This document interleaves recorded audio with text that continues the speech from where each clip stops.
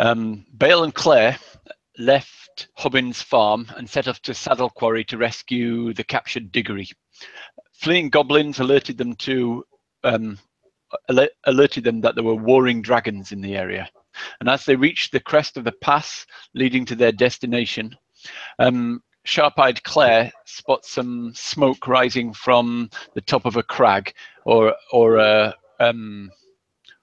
a rock next to the path.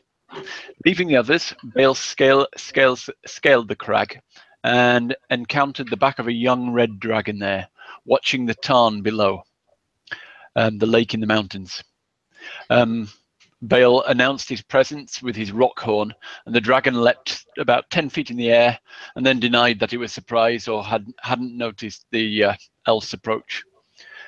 Claire from below hailed the young dragon, who you learned was a Stimulan, a son or spawn of Hundach, the Red Rage of Minton, one of the most feared, possibly the most feared dragon of the Sword Coast, and a gargantuan red that lives. This is the son of a gargantuan red that terrorizes this, occasionally wakens and terrorizes the shipping channels of the Sword Sea. At the moment, it is one of the dragons leading the dragon armies on the Sword Coast. It is apparently devastating the shipping channels.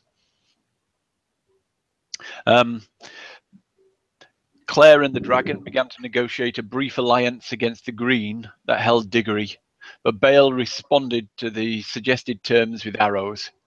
With his back to the drop as the dragon pressed his attack, Bale decided to swing onto the dragon's neck, and as he held on, the dragon climbed into the sky. Bale repeatedly stabbed it with his dagger cold, but the dragon first tried to intimidate or negotiate with his passenger, but then realizing that Bale was beyond reason, a Stimulan tried throwing the elf from his back. Against the odds, Bale held on, slowly weakening the large beast with his efficient cuts. But finally, the dragon threw off his unwanted guest. As Bale fell through the air, they were at such a height that Bale had time to unshoulder Kamal and loose 2 killing arrows into the arrow as he fell. Both hit the ground heavily. Bale survived the fall, but only by a grass stem. And as he regained his strength, Claire followed them to the point where they landed, and as Claire administered to Bale, she also surgically skinned the dragon and preserved the dragon's carcass. Both of them then climbed back up to the dragon's perch to rescue Diggory.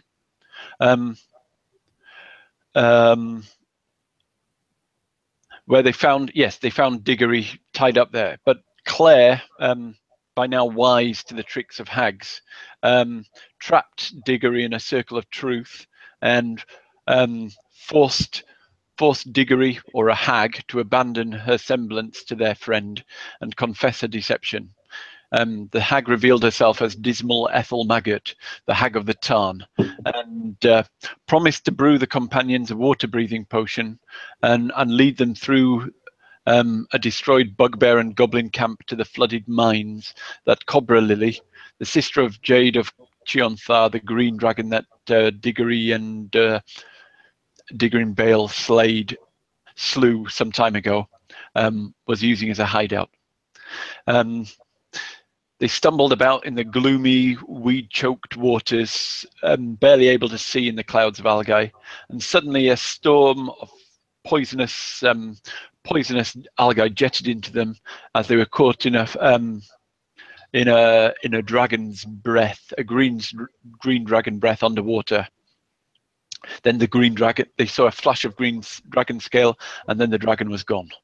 Following the invisible hag, Bale found Diggory tied by vines to some large boxes and released him, while Claire drew the dragon off with her light spell. Diggory picked up a gold dragon egg that was there and followed Bale back towards the shaft underwater.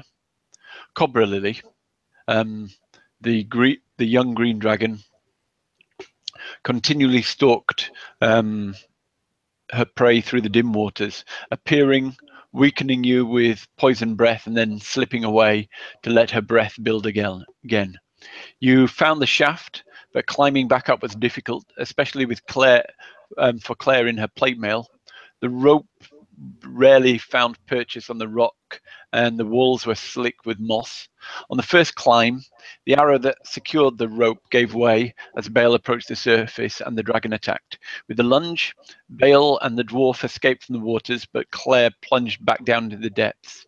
The cleric of Lathander was able to distract Cobra Lily with a light spell on the dragon's own eyes and hid in some particularly thick weeds. Bale, meanwhile, tried to negotiate the cleric's release by threatening to destroy the gold dragon egg. Negotiations broke down, and the vengeful dragon again attacked out of the pool with its breath, this time feeling confident enough to leave the water to finish off the much weakened party with Claw and Fang. Claire used this reprieve, or the dragon's exit, to shoot a crossbow bolt into the rock and climb out up the shaft through the underwater shaft. And as Diggory drew off the dragon's attacks, a critical hit from Kamal destroyed the dragon's eye and taught the serpent to fear the Elvencraft bow. Letting out a scream of pain and rage, Cobra Lily plunged back down the shaft, grabbing Claire's rope and tearing it from its securing. With a final lunge, Claire was able to reach and grab the edge of the lip of the shaft and pull herself into the air. Much weakened, the three of you limped away from Saddle Quarry Tarn to rest in a nearby forest. Cobra Lily, recovering more quickly than you with her draconic constitution, came to find them, but stunned and disorientated because of her lost eye, she was unable to find your well-concealed camp. So you're able to take a long rest to recover your strength, but you're hiding somewhere near a vengeful, recovered Cobra Lily in the wildlands of the western Trielta Hills.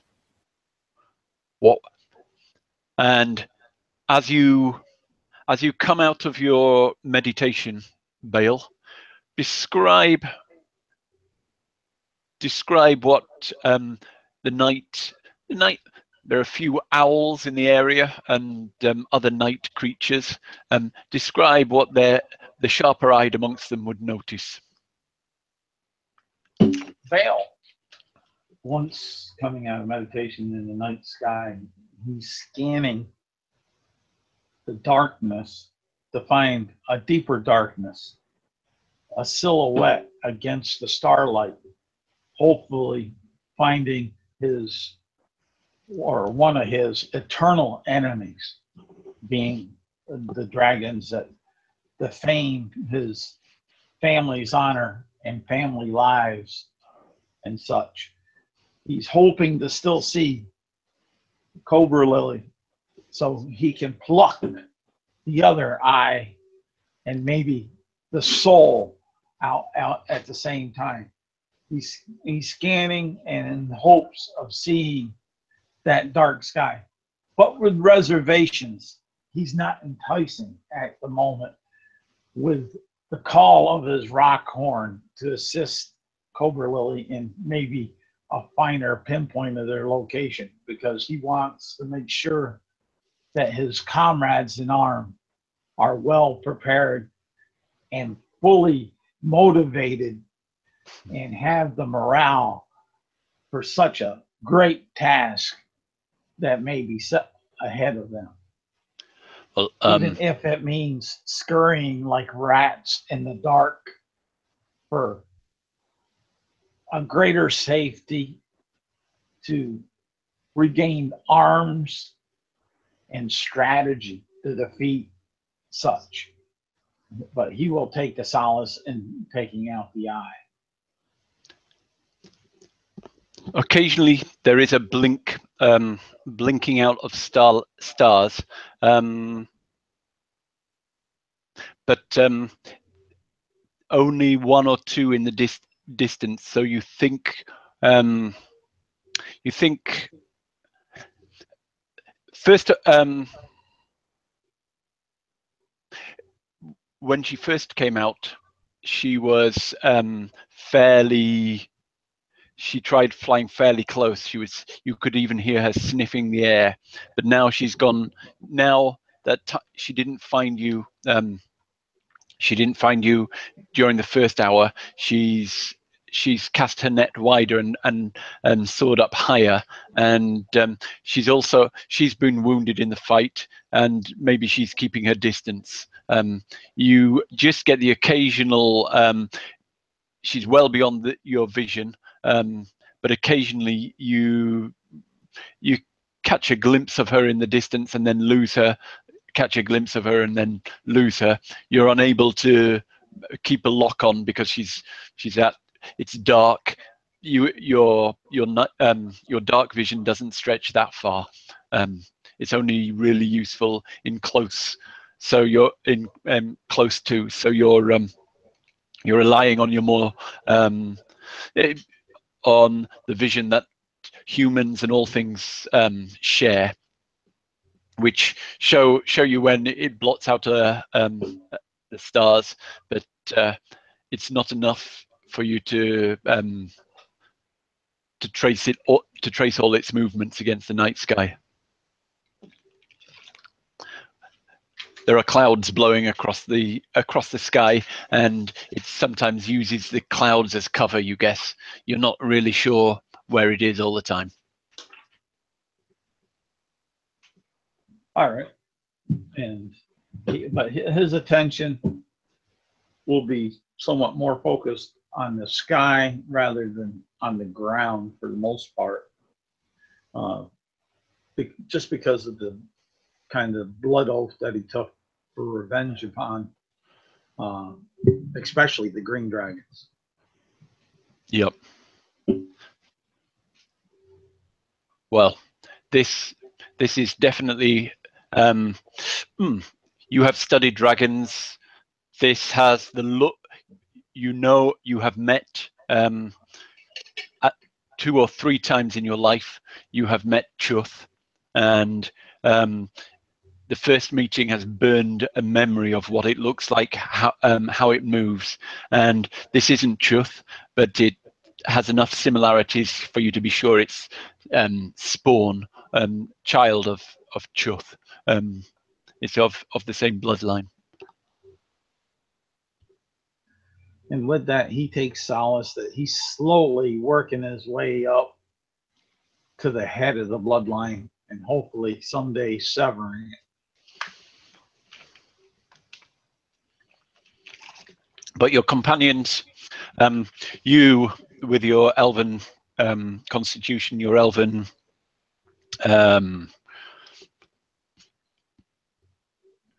mind, your elven body, you only need 4 hours. The others need longer, and they're occasionally snorting and Diggory lets out the occasional snore, unless you sort of give him a push to stop him attracting the sound, making enough noise to attract the dragon. Well, what I'll do is I'll find a big, a couple big leaves and fashion them together with ferns, and to try to cover over his nose and mouth to muffle and tie around his ears. Okay, when you put the muffle up, he sort of just rolls onto his side and stops snoring as you interfere with him. You notice, actually, you do notice one time you think you see the dragon, but then quite a few stars are blotted out, but and you watch carefully, trying to judge the distance and exactly what it is. And there's something else large in the sky that's not moving like a dragon or any other creature you've seen.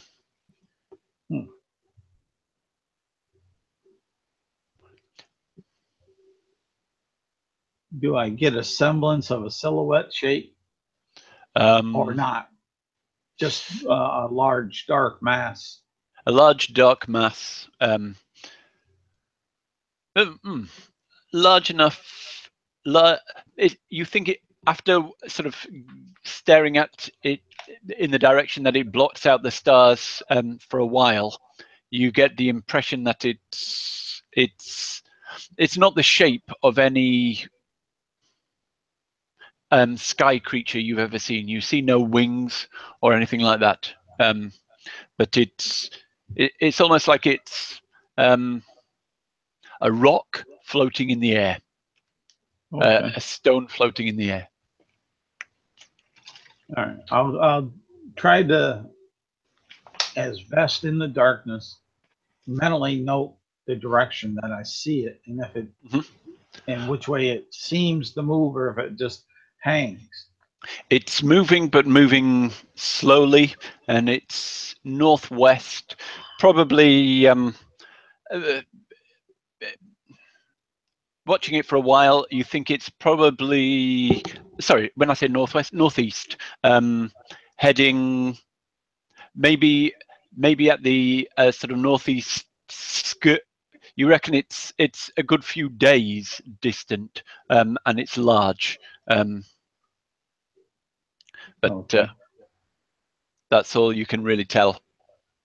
And it seems to be moving slowly away from you. Okay, I'll keep that. Like I said, I'll keep that in mind, the direction it's going, and maybe think about what to do in the morning, and share, and I'll share after the rest of the party gain their vigor, the information that I've gleaned or think I have. So gradually,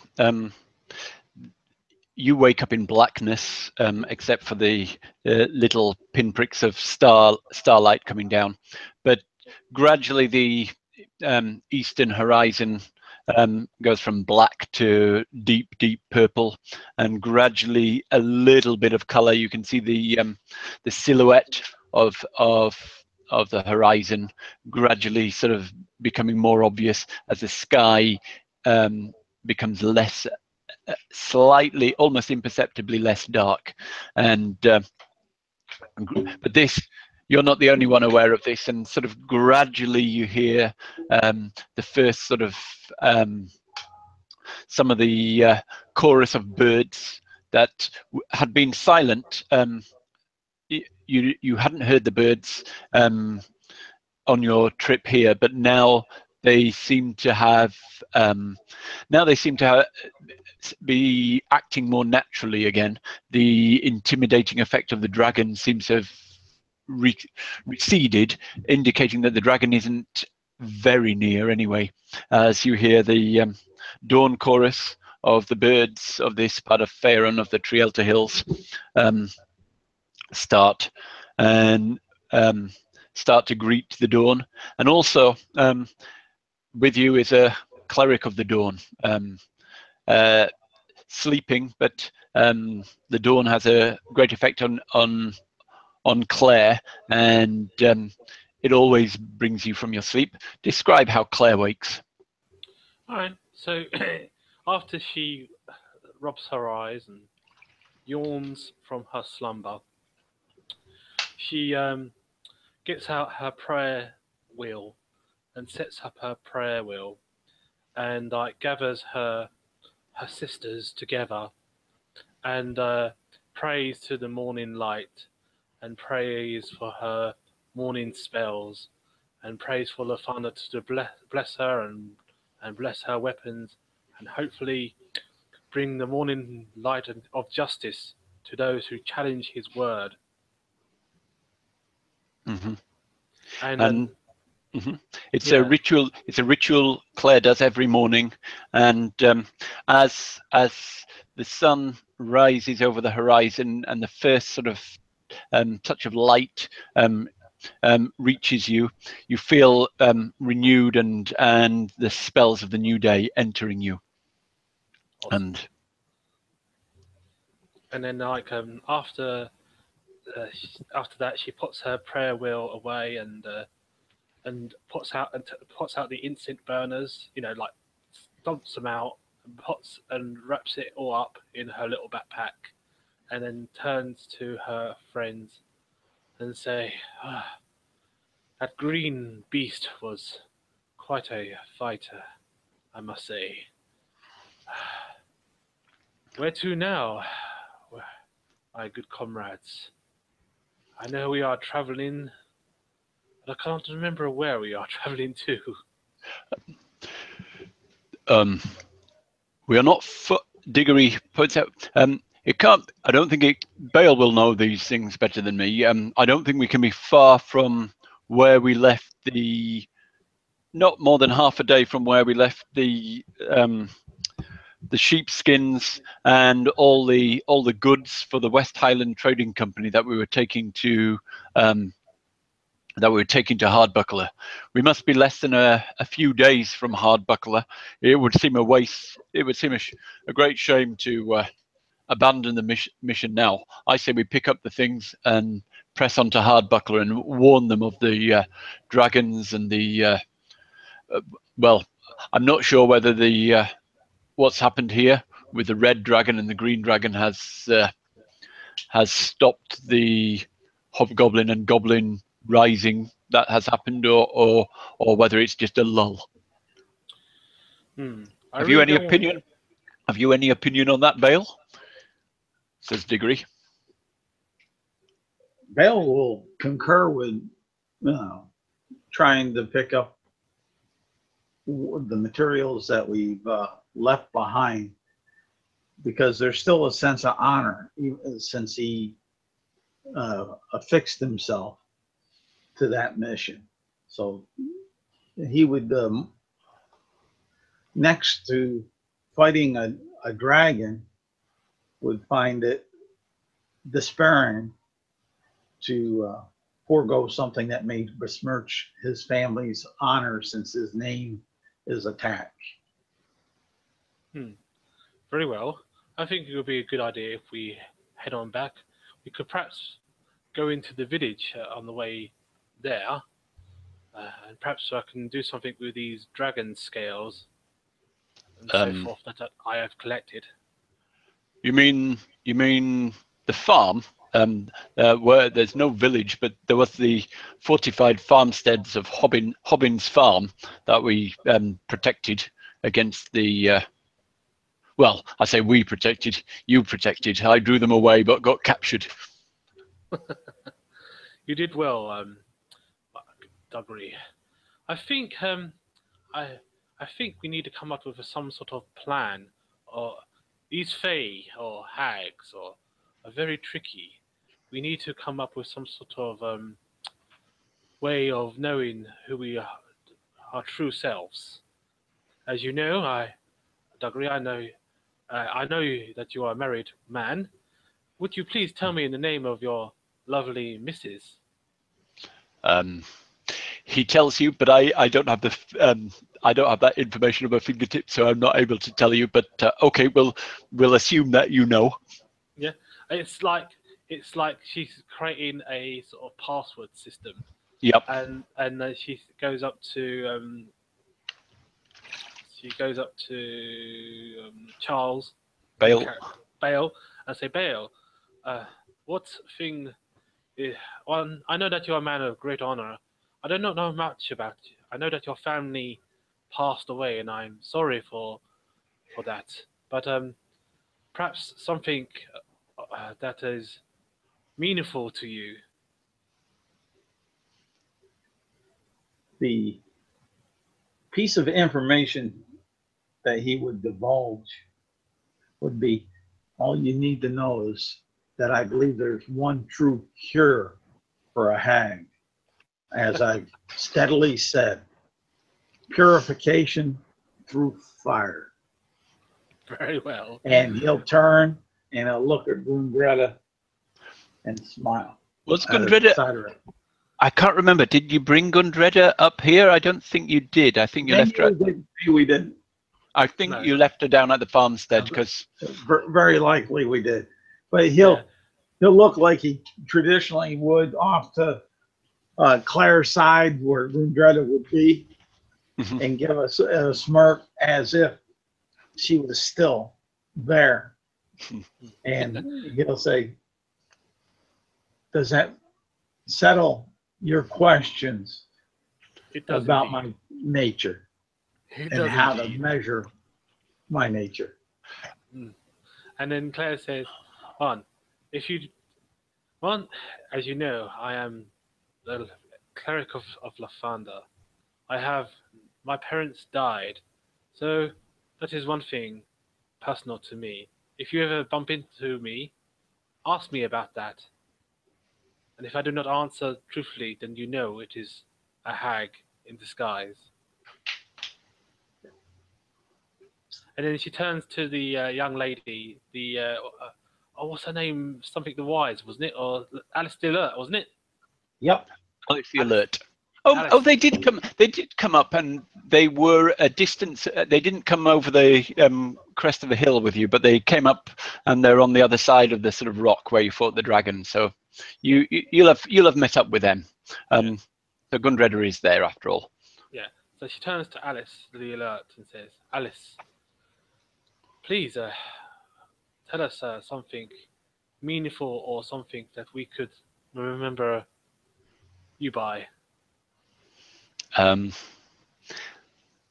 Alice frowns and sort of and as she frowns, she sort of sucks in her bottom lip and thinks a bit, chewing on her bottom lip, and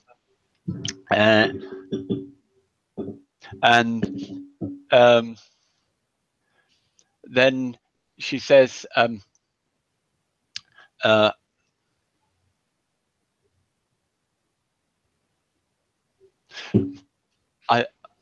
she goes quite red, and then she says, I have my first crush was on the paladin. Just a minute.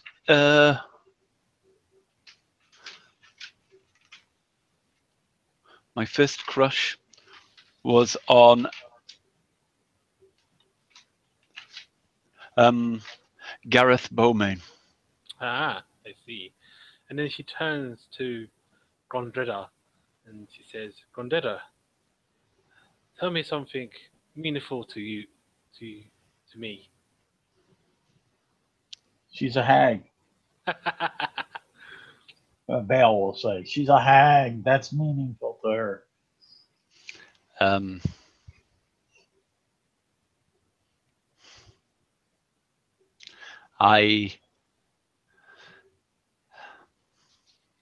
Like your father's name or your mother's name, perhaps. You met my mother and father. Yeah, one eye. One brow, but no, she wasn't thinking of them. She wasn't thinking of her. You met my mother and father. Aylwin.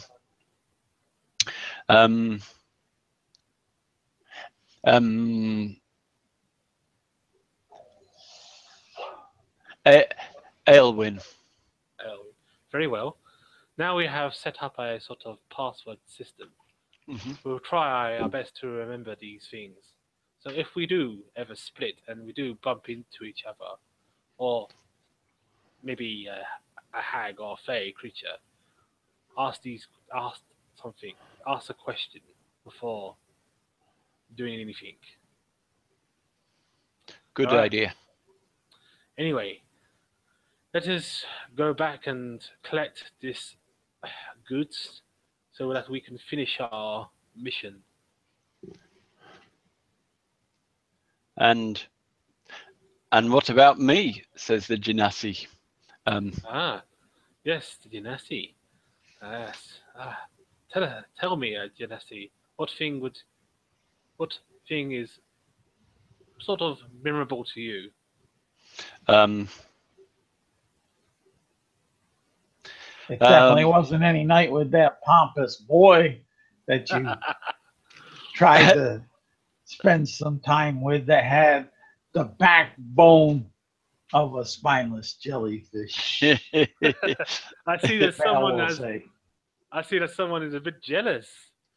No, I just don't like cowards and hags. You can hide. You may be able to hide your feelings, Elf, but I can see that you like this Genesi.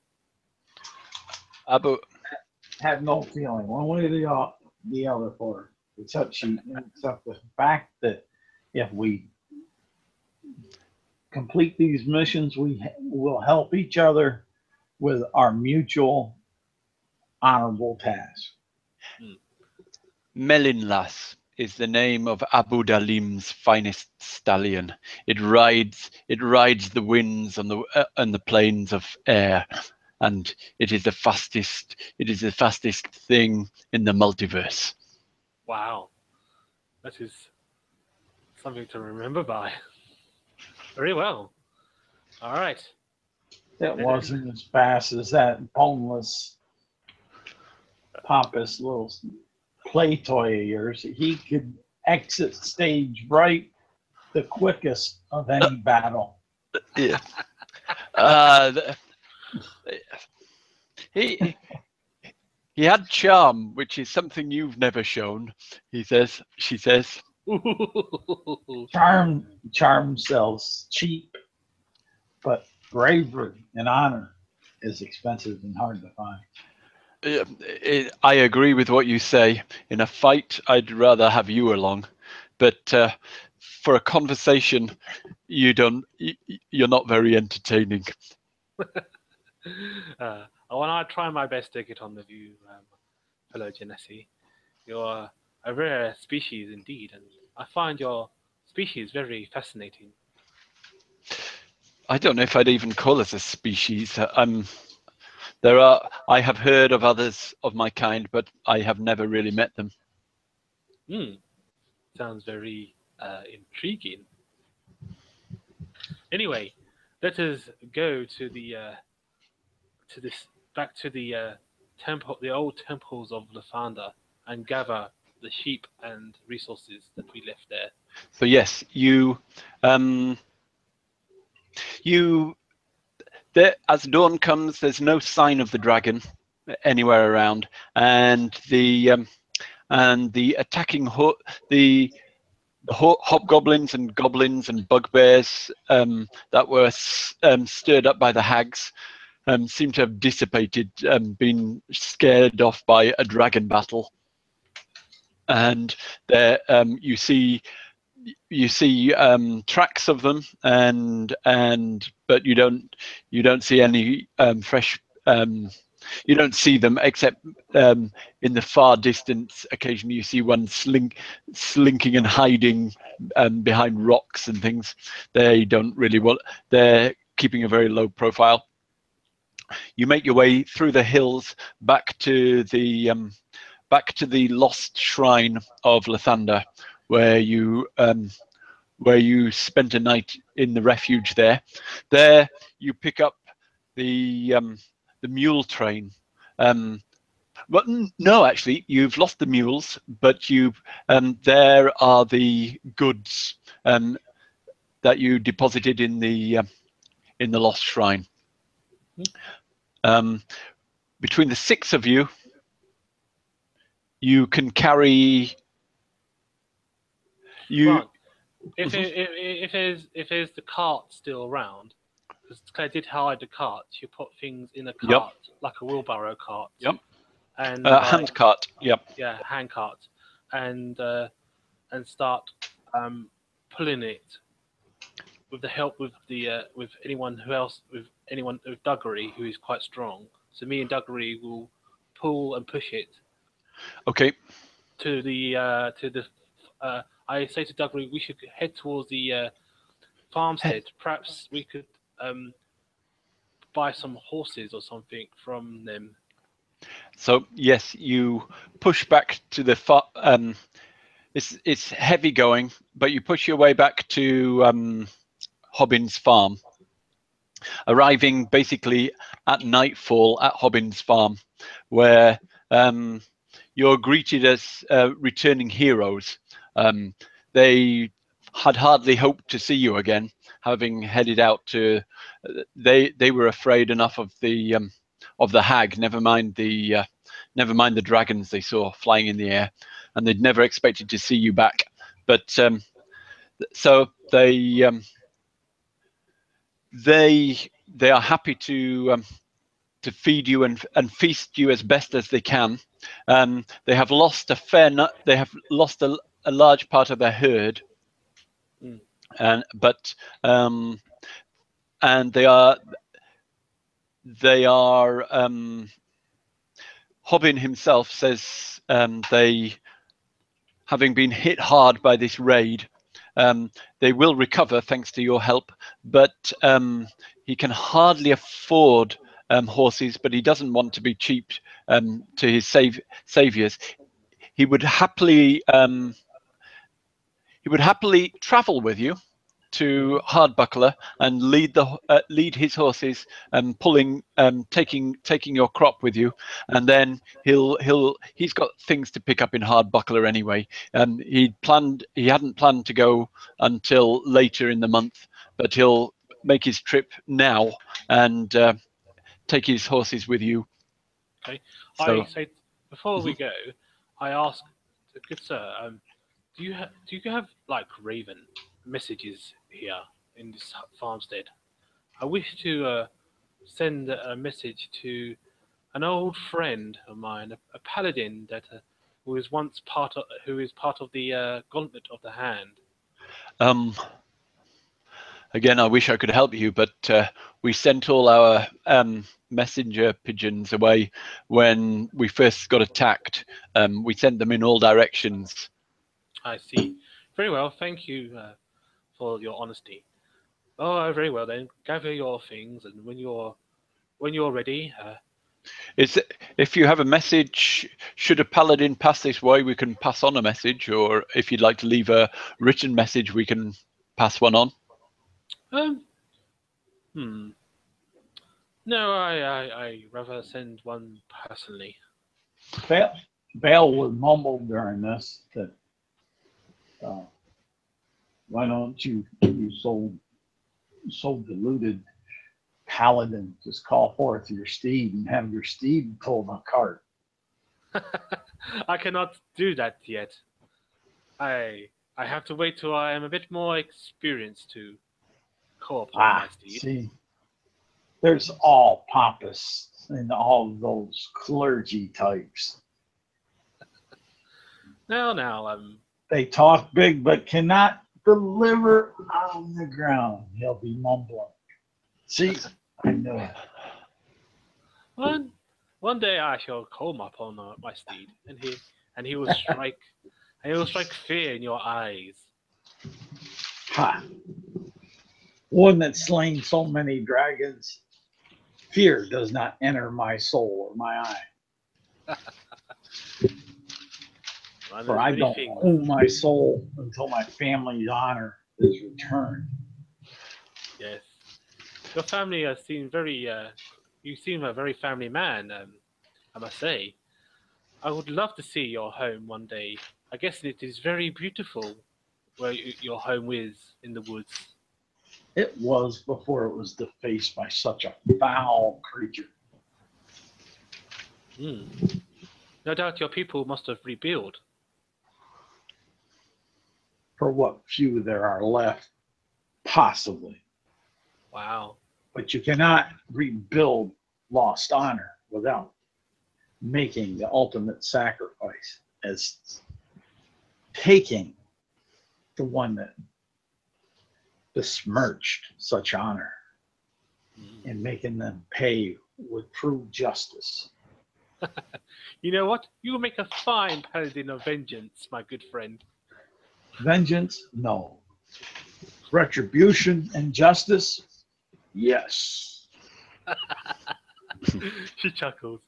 All right.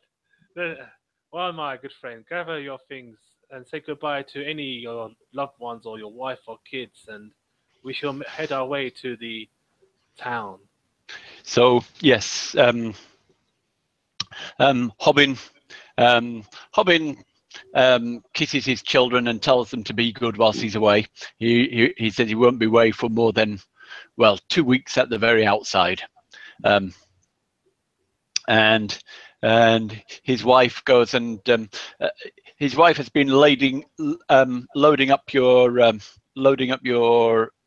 the mules and the carts with I'll help her. with fresh with homemade food and sort of they produce a cider on the farm. She's been loading it up, putting bottles of cider in the saddlebags, and dried mutton.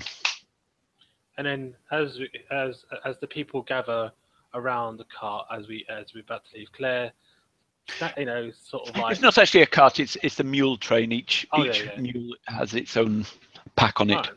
And she will say, before she leaves, and if the people are gathered, she will say to them, "Farewell, my fellow farmers.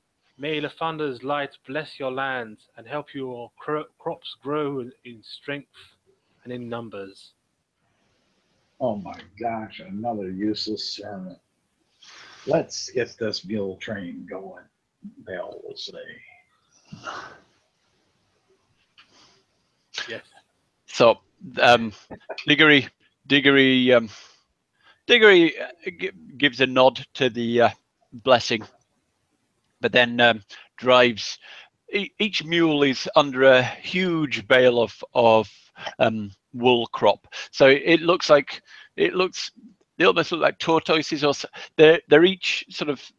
The mule is just a medium size, no, not a huge animal, but it's under a huge sort of. Each one is under a huge bale of wool, 4 or 5 times in bulk what the mule is. But the mules are sturdy beasts, and the wool, though it takes a lot of space, is not actually that heavy as it. So it's bulky rather than heavy, and the mules push on down the tracks. As I said before, you do catch occasional sight of goblins sort of skulking in the distance on the other side of a valley, hiding from you, attempting to hide from you. Few moving around in the light of day, but you see occasional signs of them, but they look like they've lost all fight, and there's certainly no Bale, and all of you've had some experience with them. You watch how they move, and they're not tracking you at all. They're just trying to avoid you. As Bale will take point and stay about, we'll say, 20 yards ahead of the caravan. And as he sees the first bunch of these goblins and hobgoblins, he'll take his rock horn out and he'll blow it, and then he'll stand there with Kamau in his arm raised and says, "We come for you, you wormless allies of the worms." You you're not sure that your voice will carry over the distance between you and the goblins, but they definitely hear the rock horn, and they all look up and check the skies and look round in fright and look round expecting an ambush, and then suddenly they scurry for cover and for little holes in the ground and disappear into their goblin holes. And Bale chuckles like a dwarf at a big feast. Some of the refugees who'd made for the protection of Hobbin's farm travel with your party for the first day or two, heading back to their own farms. There they find burnt or at least sort of broken farmsteads, looted, but they've taken some of the most valuable and most treasured things with them to Hobbin's farm, and with there are some sheep wandering loose on the hills. They're able to round some up, but not very many. They had hoped to find more. They say the goblins seem to have driven off the sheep more efficiently than they'd expected. It must be the hobgoblins that have been leading them. And but as each one leaves you and your party gets smaller and smaller as you head east towards where, well, the road leads to Hardbuckler, they each one thanks you and wishes you well, until you're left alone in the party, except for Hobbin driving the helping you drive the mule train and leading you on the road to Hardbuckler. You the second day out, actually, you stop at the last of his of the farmers' farmsteads and sleep in a they tried to burn it, but the roof didn't catch fire. It was a fairly damp day, so the rain or the mist went and put out the worst of the fire before it could consume the place, and you're able to find shelter in their home before heading out the next day over the Trielta Hills. And the next day is a foggy day, misty day, and as you're traveling, the fog closes in on you, but it's easy. You're on the track, and Hobbin knows the way. He's been this way 100 times in his life, so it's not a difficult track to follow. But at one stage in you're traveling along, you hear coming from the mist what is clearly the sound of a calf mooing in distress, calling out in distress, mooing in the mist. Okay. Bale will tell the Actually, make a perception roll, Bale. 10 out of dice. I'm guessing I cannot see this creature. It's not see, but you can hear. Claire as well. You make a perception roll. Okay. Awesome. Perception. But Bale will be telling them to stop here and let me stealthily. I got 27. Yeah, before you leave, Claire, the direction of the mooing seems to be coming from slightly higher than you'd expect it to be. I think it might be your enemy, the worm, my good friend, that has captured a cow in its claws, maybe. Well, best that you all stay here and let me try to sneak up and Oh. validate Well, such. before you go and make a scarp up, my good friend, is it okay if I lay a hand upon your back? If it makes you feel more secure with your Oh, I don't know if you've got inspiration, but you can have inspiration for that. I wish to cast enhance ability on him and give him cat-like abilities, so he has advantage on Nice. dex. advantage on what? Dex. You have advantage on dex. Any dex checks? Oh, Any okay. dex checks. Does it include saving rolls or not? I can't remember. I don't think so. It's just ability checks, isn't it? Let me see.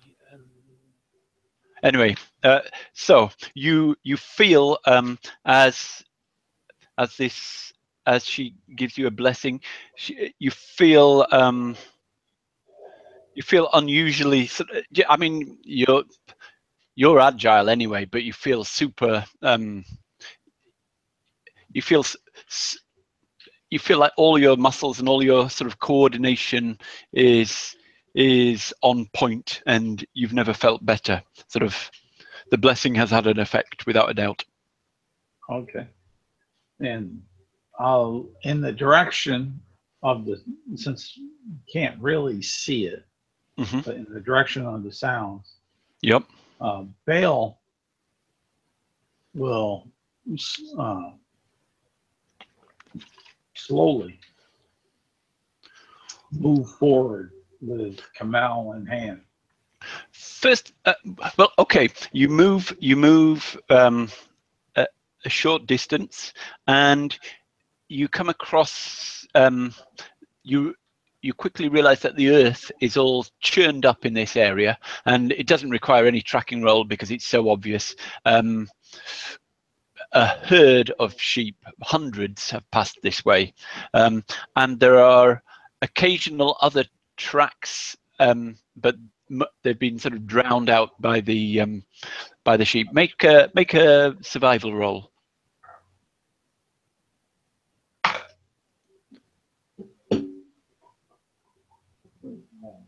Okay. That's a 15.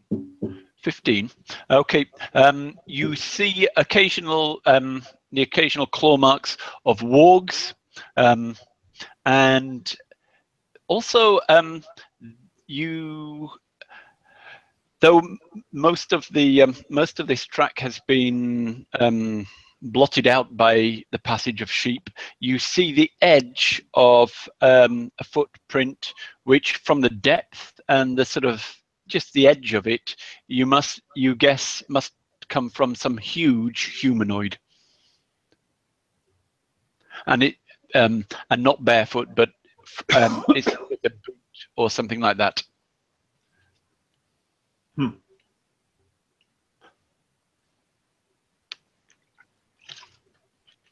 Bell move back. It's not this. The tracks are not new. They're probably about a day old. Bell move back to the caravan, Mm-hmm. the mule train, and tell them that the strange footprint of all the sign of large amount of sheep and the fact that it's about a day old, that he believes off in that direction, the hobgoblins heading north, and north, the hobgoblins have taken those sheep from the farmers on the side.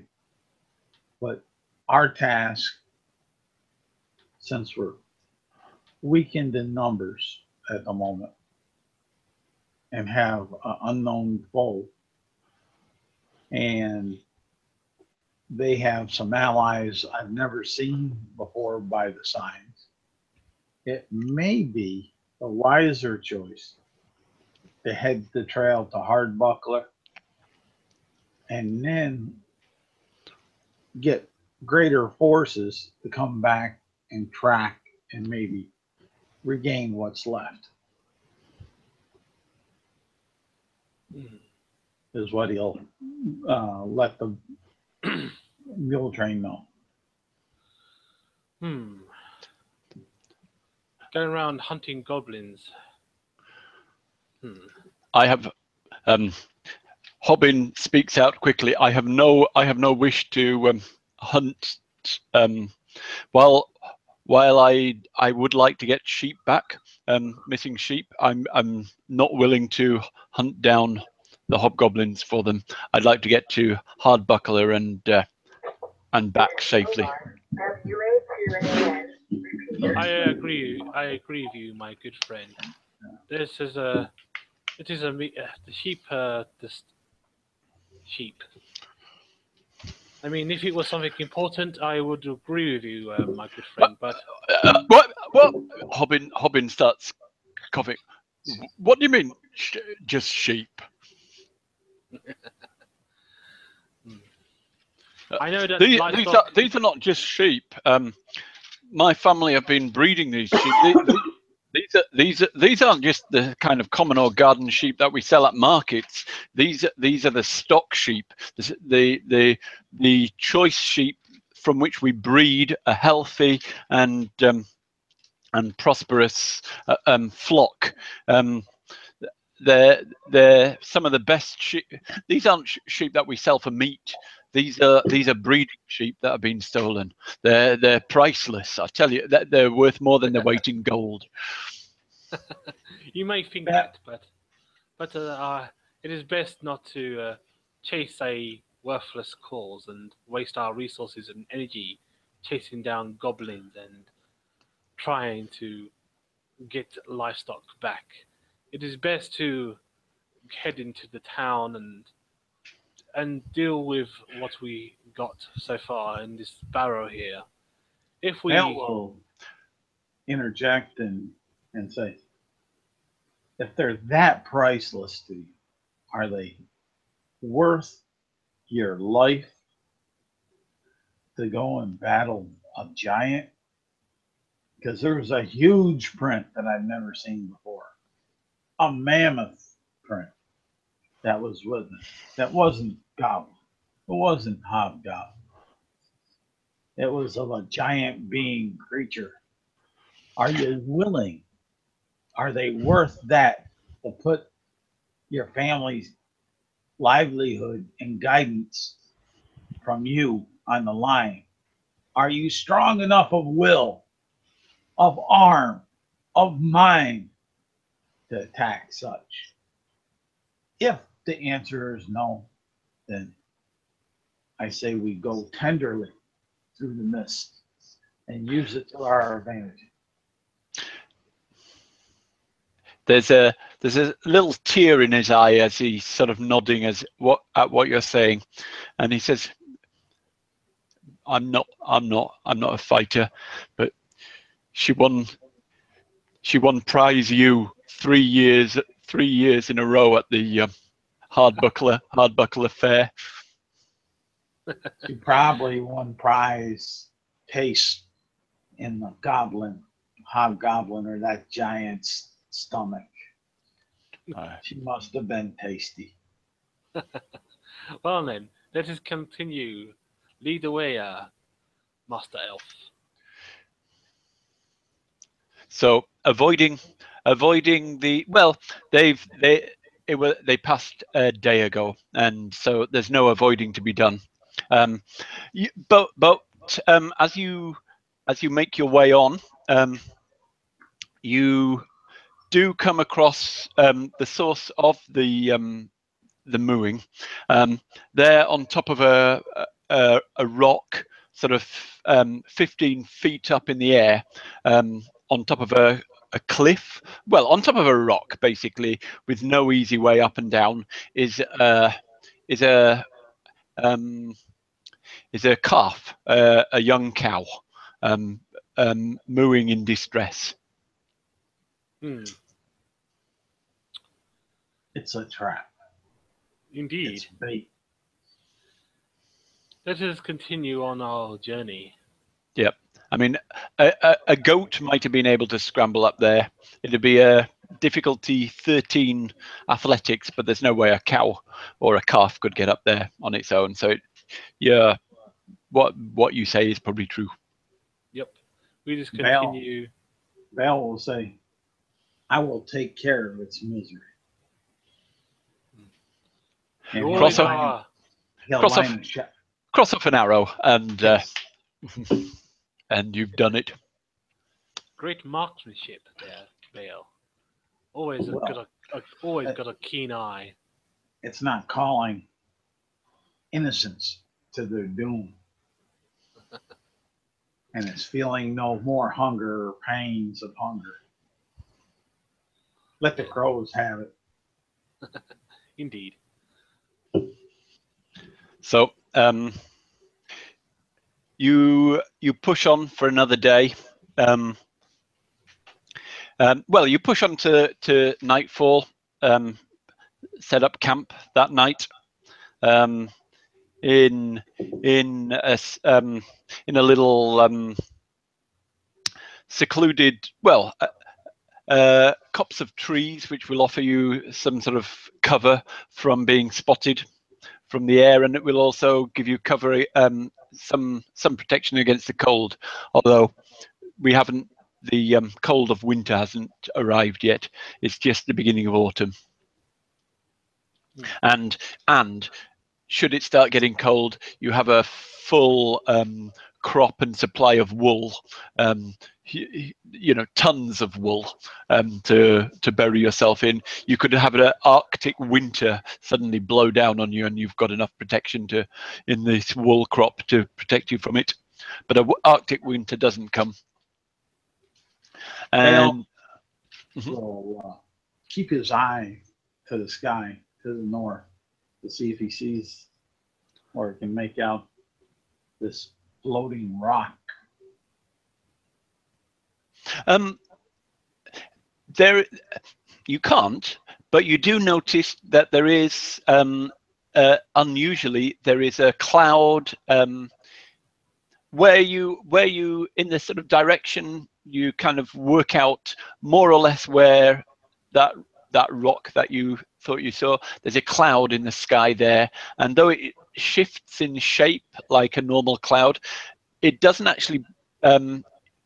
Keeping an eye on it, you realize it's not moving in the same directions as other clouds, but it's slowly moving away from you towards the north.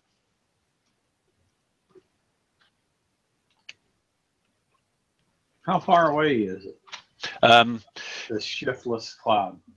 It was probably when you first saw it about 5 days, but even with your slow traveling mule train, you've probably made up another day, about 4 days. If you headed straight for it, you might catch it up in 2 days. Nah. He's going to be still keeping that in his mind and look. But the task at hand right now, he's believing full-hearted to get the Hardbuckler, take care of the contract, which would then free him up to the other obligations that he has. Okay.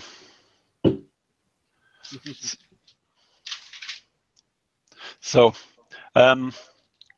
another day. Again, goblins, and you do see you do come across occasional sheep wandering free, but most of them, not many. And Hobbin rounds them up. Hobbin has his sheepdog with him. The sheepdog Shep rounds up the sheep, and by this time you've got a small flock of about 6 traveling with you, and the sheepdog sort of nipping at their heels when they start wandering off or going up in the wrong direction. They'll say, There you go, Hobbin. There's your starter of your grand breeding stock. Not the I'd have sold these as yearlings just a year ago, but beggars can't be choosers, he says. Start again. I shall, as we're sort of resting, and so forth. Oh, I can't do that. Nope, I can't do it. Your plan fails. No, I was gonna do something, but I can't. I need to get some diamond. Diamonds are not easy to get. No, powder diamond. Or yeah. Oh well, never mind. So, by now, the next day, while you're pushing through the Trielta Hills, you come across a patrol. A patrol of some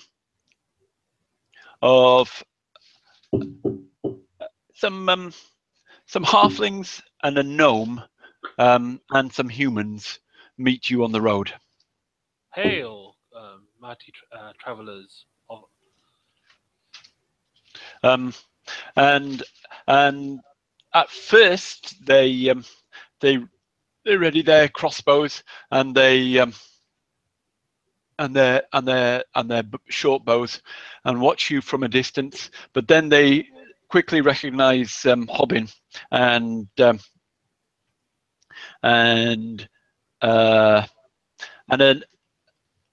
gnome rides forwards and greets you.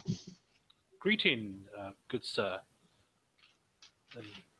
My name is Claire Valentine, and we are traveling to the to the closest. We've traveled to. I can't remember now. Hardbuckler. To sell these goods. We mean no harm to you or your fellow comrades here. Please, let us pass peacefully. Anyone who travels with you're traveling with fine folk, says one of the halflings to Hobbin, a cleric of many words. And Hobbin says, "Yep, she and her companions helped save the farm and half the farmers of the Western Hills. They're Please, you are embarrassing me." And Claire blushes a bit.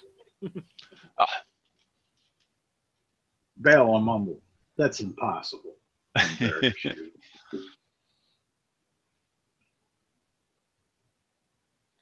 It is not my actions. It was the actions of the founder that guide us here. If we listen carefully, the spirits of the gods speak to us. Lathander the Optimist, they say. We appreciate the dawn here and the spring, and in springtime we give him our offerings, but now is the time of autumn. Very true. Winter is coming. It is. And after that, the spring, and after that, the summer.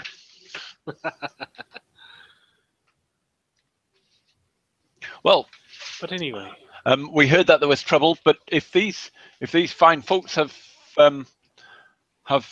solved the problems, and he talks in detail to Hobbin about the fight and what had happened and the extent of the damage, and assessing the situation, and says, "Well, it seems we'll head out, but it seems that you've dealt with the problem." And they detach one of the people on their patrol,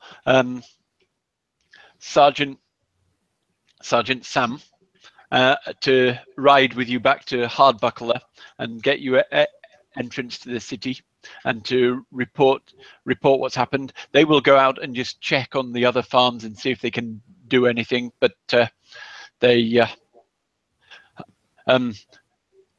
Bale will tell him of the signs that he saw from the other sheep, and tell him if you really want to do these farmers well, you can track down the stolen flock down this path. It's only about a day and a half from here. You can pick up the trail. Even a blind mouse can find that one. We'll follow the flock and see what we find. To assess the situation. About we'll work out what to do when we've got some more information. I'm not promising we can return with this flock. We just have to assess the danger. Well, be careful, good sir. It is quite dangerous in those woods. You never know what lurks. But we will make our way to the grand city. Thank you for your hospitality. Well, and farewell in Hardbuckler.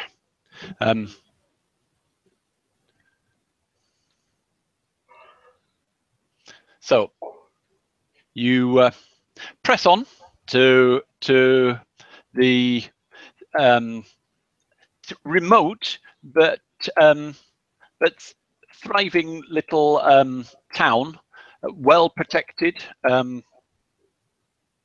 You see a small settlement of steeply sloping slate roofs, surrounded by a wall, protected by mechanical ballistae, which sort of as you approach, they just sort of you hear the distant sound of as they turn round to face at you. But then the flags go up and they move back to scanning the skies. Hardbuckler looks to be safe, and you approach and get there. Thank you. Well, you and Bale and Degree. I suggest that you do your business with the business side of things. I shall go with the girls here and do a bit of shopping and see if I can find a local temple here. I will probably meet you at the local inn later on. How's about that for a good deal, my good chums? Fair enough. Let's get rid of this albatross across our neck. Let's get to the Westland merchants. Very well. And finish this. Yeah. And she nods in respect to Bale and walks off to see what sort of shops are around this place. You know, if there's any like arcana shops or temple or anything like that.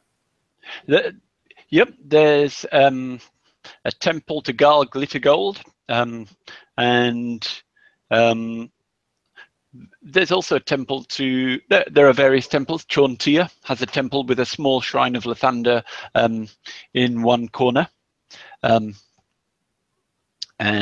there are various shops. There's a little market going on, a street market where they sell food and livestock. Is there like a magic shop or like a arcana shop or anything like that? Or is it too poor for that sort of stuff? There's a. What are you looking for specifically? I like a magic shop, like a sort of wizardry sort of shop that has bottles and things inside. Yep, there are. This is a gnome community, and there seem to be there's a shop called Ezulf's Magical Supplies. Okay, I'll go there first. Okay. He's looking for a roofie. No, I got some items that the gnome might be interested in. Okay. There's a as you go through the door, there's a you hear a sound of thunder as you open the door. Oh my! Very spectacular trick. And sort of little bits of lightning flash from you. Wow. Hello, is anyone? How can I help you? How can I help you? Says Ezulf. A little old gnome comes hurrying up to you. She goes to one knee and reaches his eye level. I say, "Good sir, I have some items here that you may be interested in." Oh, you're selling, he says. Yes.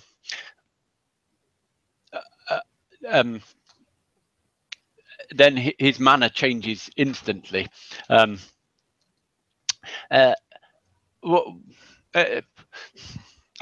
really don't. The trade is a bit slow at the moment. The place has been overrun by hobgoblins. There's not much demand. I really, and I've never met you before, so. Oh, that is fine. I mean you no harm. I am a cleric of the founder. I just come here because I know that you Arcana people are very interested in things of magic and mysterious things, and I have a few items that you may be interested in. What are they? You found some mysterious writings again, I suppose, or No. you're coming up with the skull of somebody you claim to be a hag, or No, here. She pulls out a dragon scale, a red dragon scale, and some bottles of red dragon blood. And she says, "This is red dragon scale, my good friend. And this here in this bottle is red dragon blood. And here's a fang of a red dragon himself. Surely these items interest you."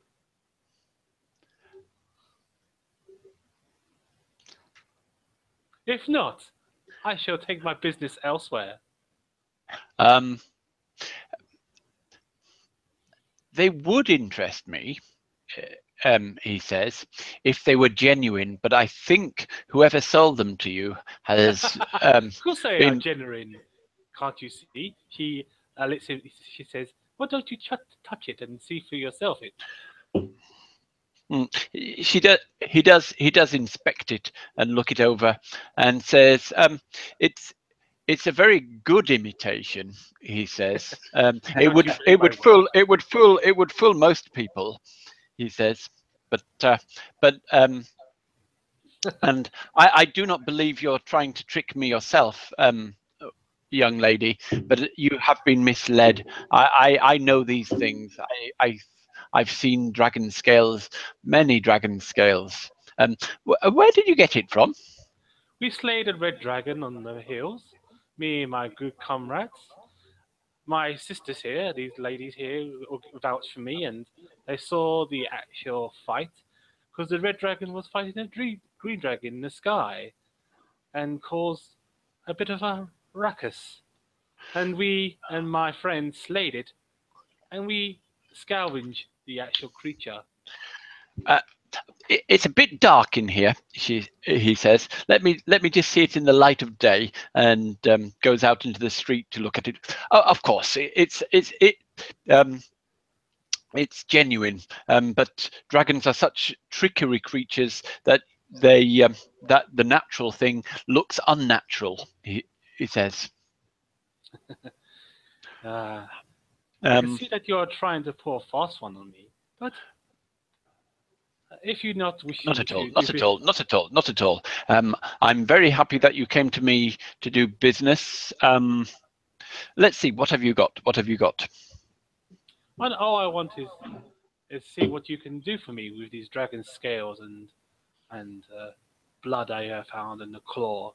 I wish to well delve into the magical arts and see if you can do something for my armor or sword or shield. Perhaps enchant it for me with this with dragon resistance or something. But if you cannot do such a high level spell or thing or task, then I shall seek help from somewhere else. I am. You're fortunate. You've come to the most powerful wizard in Hardbuckler. He says. Yes, I guess so. I can certainly. What is it? What is it exactly that you wish? One, I do not know. What can you do with these dragon scales? Can you give me some sort of fire resistance or? I could make your armor fire resistant, but you'd have to leave it with me for. The magic that would be involved would take. Let me just sit down and work out the details. And he starts adding up. Starts working things out. Let's see. So you have plate armor and it will be found. Let's see. I'd need. It would. Well, it would be expensive work. I see.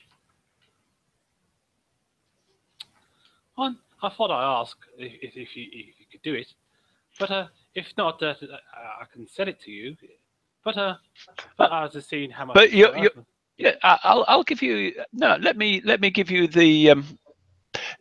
Give me a short amount of time, and I'll come up with a price because I need to work out exactly the work involved, and I need to work out whether I need any more ingredients. Very well. The dragon scale and dragon blood are the main ingredients in a fire resistant. Was it from an adult dragon or from a young dragon? It was from a young dragon, good sir. But if you can't do such a task, that is fine. I shall keep hold of these items for now, and I may, if I bump into another dragon in the future, I shall collect more of its resources. Hunting dragons is a dangerous profession, mate. It's a dangerous profession, friend. You've shown your mettle by defeating one, but a young red is nothing in the scale of things. Very true. Thank you for your insight and your great intelligence, mighty wizard. I shall now depart from your shop, and I wish to say thank you for your information.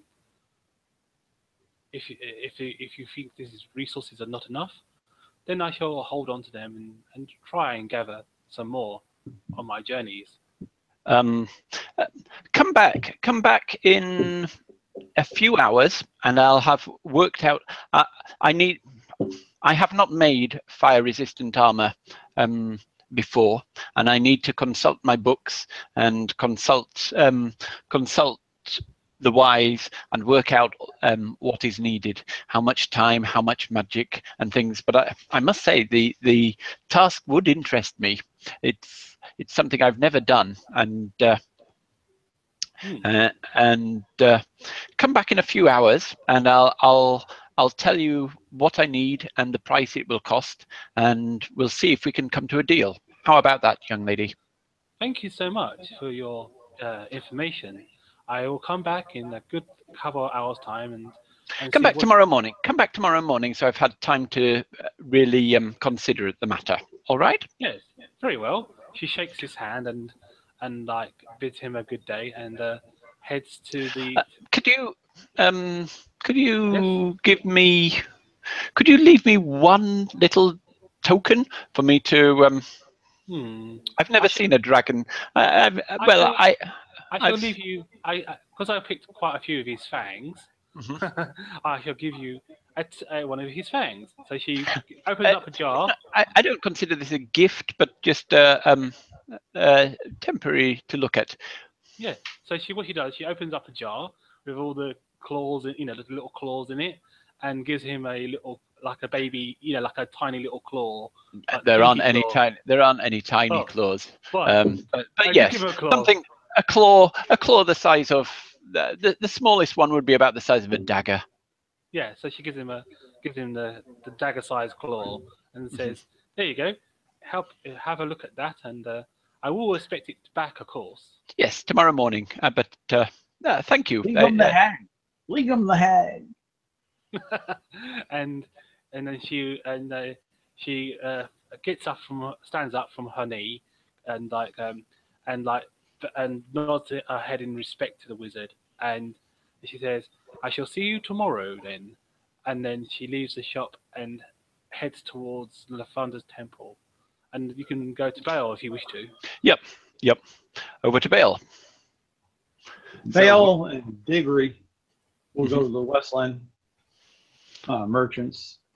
Yep. And finish up the mission at hand with all the wool and such, and settle our debt and see what profit, if any, we're left with.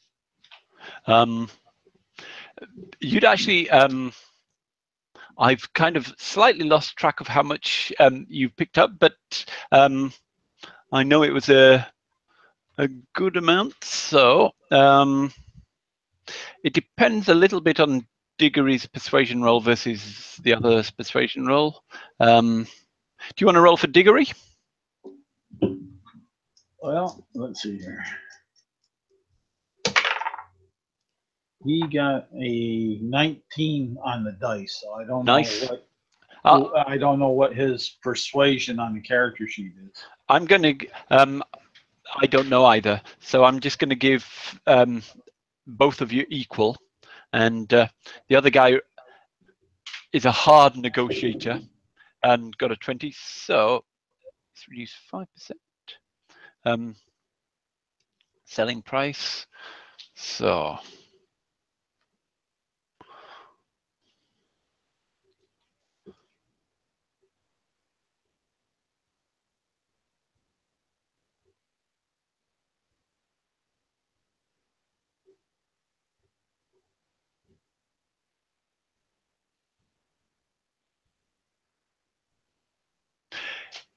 You come out of it with 2,850 gold pieces.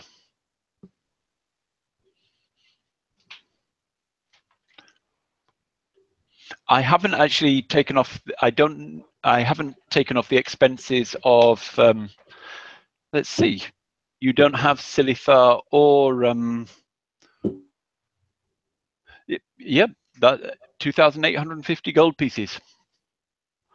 And after all that dickering that Diggory was doing, I would imagine he would possibly ask if they have any word back from his loving family and wife. Yes, and there is a letter. So Diggory takes his letter and it gets him all. It's a typical letter from the farm, explaining what's going on and how the children are getting on, and I mean he just explains there isn't any sign of anything going wrong. There's still this unknown person, but aren't unknown person. This new hireling on the farm who seems to have an influence on Diggory's wife, and but nobody since he fell under the charm of. Nobody new has turned up since he fell under the charm of the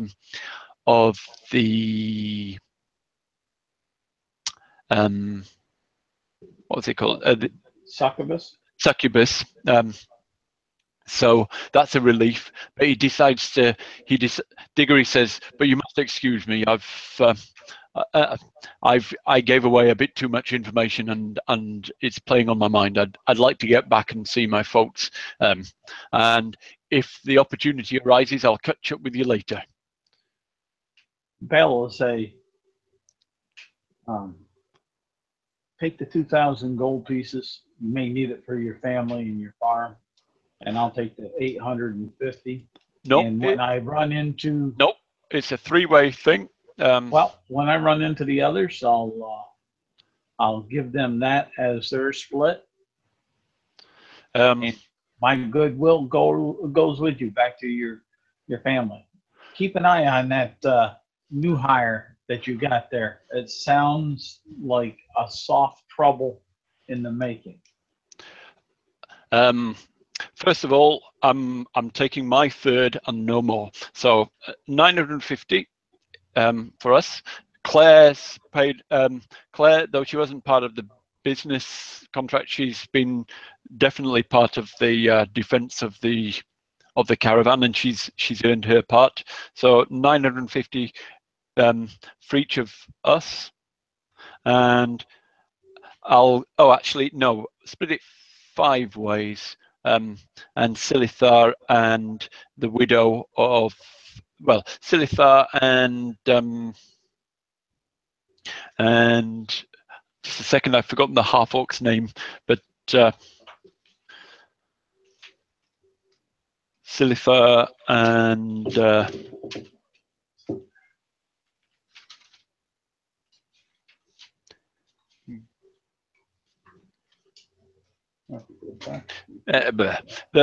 5, we'll split it 5 ways, and each of us will have a 5th. The widow of Silithar or Silithar's next of kin can have a share. So it's 570 gold each, he says. I'll come and say goodbye to Claire, and then I'll leave tomorrow morning. And Bale will tell him, what was it? No, it was someone different. He'll tell him to leave him 70 gold pieces, take his 500 because he may need it. And with that, he'll go with my friendship and my arm for him at his beckon. You're not much of a man of business.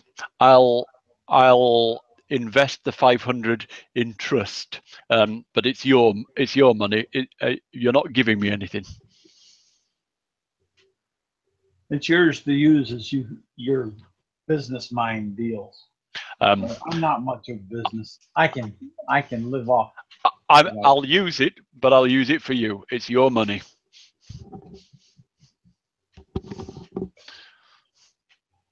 And if ever you need anything, that bit's yours. But was it Lauren or something like that? The half orc. Pardon?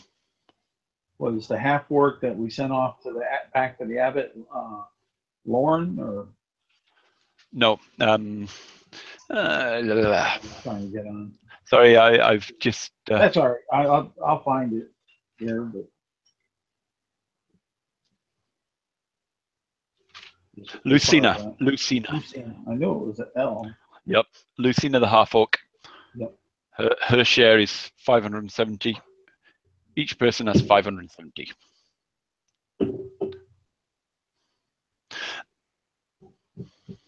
And the agent of the West Heartland Trading Company, first of all, you don't get, it's difficult to find directions for Kennet, but after a while somebody recognizes who you're asking for, and they send you to a rather rundown house just on the edge of town, where someone's selling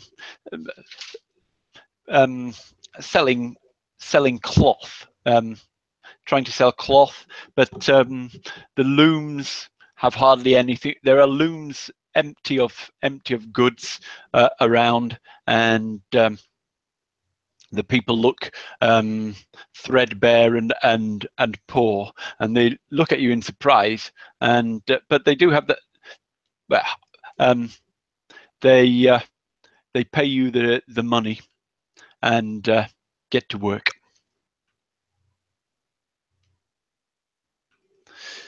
But warn you, where will you be heading now?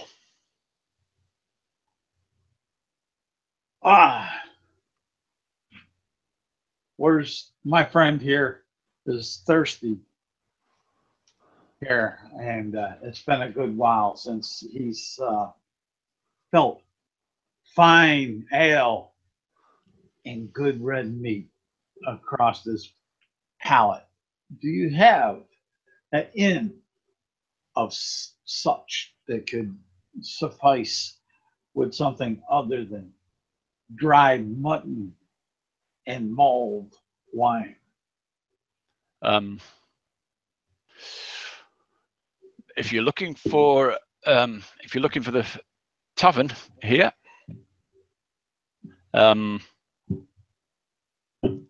let me just. The one that you want is Bundy Feathers Brewery, and it gives you directions through the twisting. Basically, no, not twisting. It's just in the center of town, and you can't get lost because it's the roads are straight. It's right on the central square where the market is. Bale, not so much worried about such, but knowing that this will be the last repast that he has with his dear battle companion for a spell, will want to make sure that he has a good, memorable ale and some juicy and tasty red meat to follow it down with. Yep. Having completed your mission and delivered the goods safely to Hardbuckler,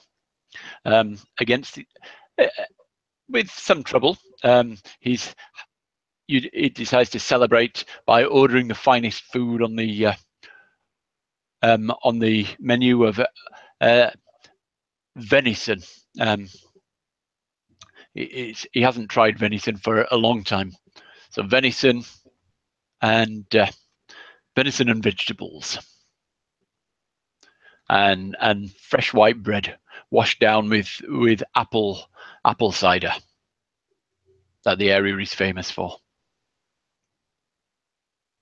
And Bale will give the tavern keep 5 gold pieces to take care of any of the charges for his friend. The tavern keeper, a balding man, a balding man with a big belly, looks surprised at your gold and assigns one of his barmaids to pay attention to you and attend to whatever you need. And all Bale will tell him is to keep the cold water coming for me and keep my stout friend here happy and full for the evening. And the dwarf tucks into his food, and the food and drink, and the food and the drink flow. And that's where Bale and Diggory would be, waiting for to see if the hag and Alice the Alert and Claire show up.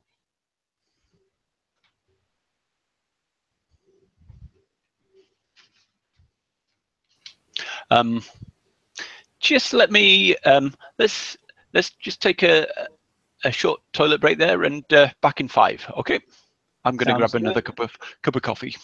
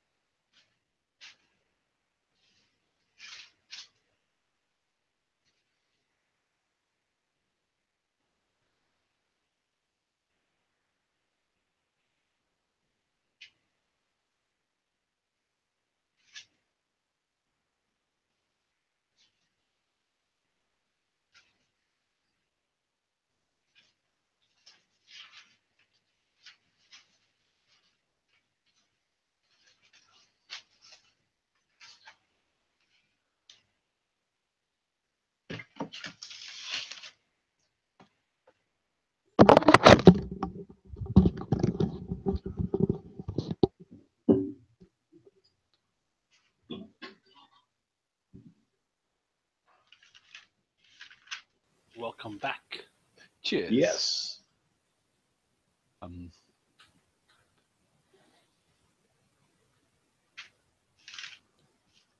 Just give me one moment.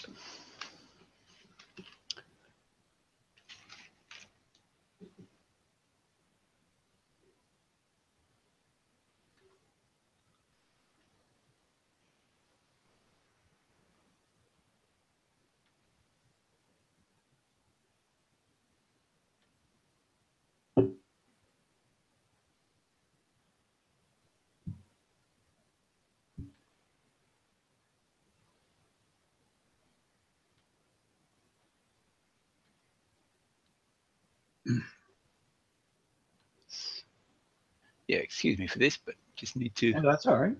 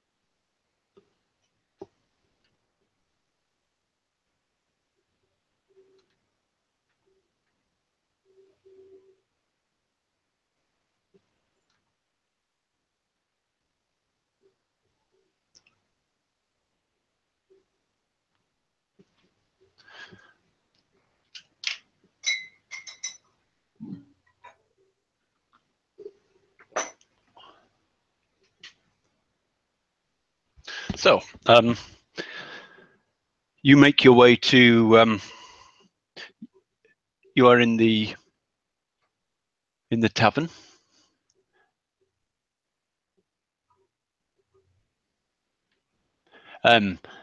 Knocking back a good meal, your last meal with your dwarven companion, at least for quite a while. The food is good, excellent quality, as you'd expect from halflings and gnomes. And you're eating to your heart's content.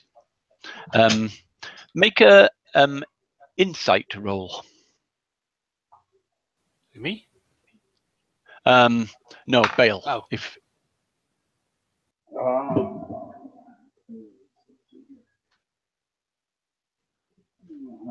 Oh, I'm sorry. That's an 18. okay. Yep. You notice. You notice one. Though one of the women who's attending you, she's listening in to your conversation quite regularly. What's she look like? She's a halfling. Yeah, but anything Oh, sorry. distinguishing that I can pick her out from any of the other halfling barmaids or tavern. No, she doesn't look particularly stand out at all. Not a particular She design on her dress, hair style, or color. she's wearing simple homespuns that are fairly typical in these parts, decorated with ribbons. She's, by halfling standards, quite pretty, sort of homely, but and she doesn't look too. She doesn't look like she's even aware that she's quite obviously listening in, but she doesn't look like she's bright enough to be aware that she's sort of either been spotted or that that she's sort of, anybody who glanced at her could quickly tell that she's listening in, but she doesn't seem to have any sort of subterfuge in her body. She's just listening in with a stupid expression on her face. Bella, keep an eye on her. Mm-hmm. To watch who she talks to and where she goes. Okay. As far as that, then, and here again, his mind will flick back when his pal Duggery was under an influence of an altered force, mm-hmm. and almost wonder if such is going on with this dull-witted barmaid. Mm-hmm. It could be, but you're not a master of magic. But this kind of, yeah. But that's what would flip through his mind, which would be supported by the experiences in the past here, mm-hmm. which would make sense. So it wouldn't be too much of a stretch. Okay.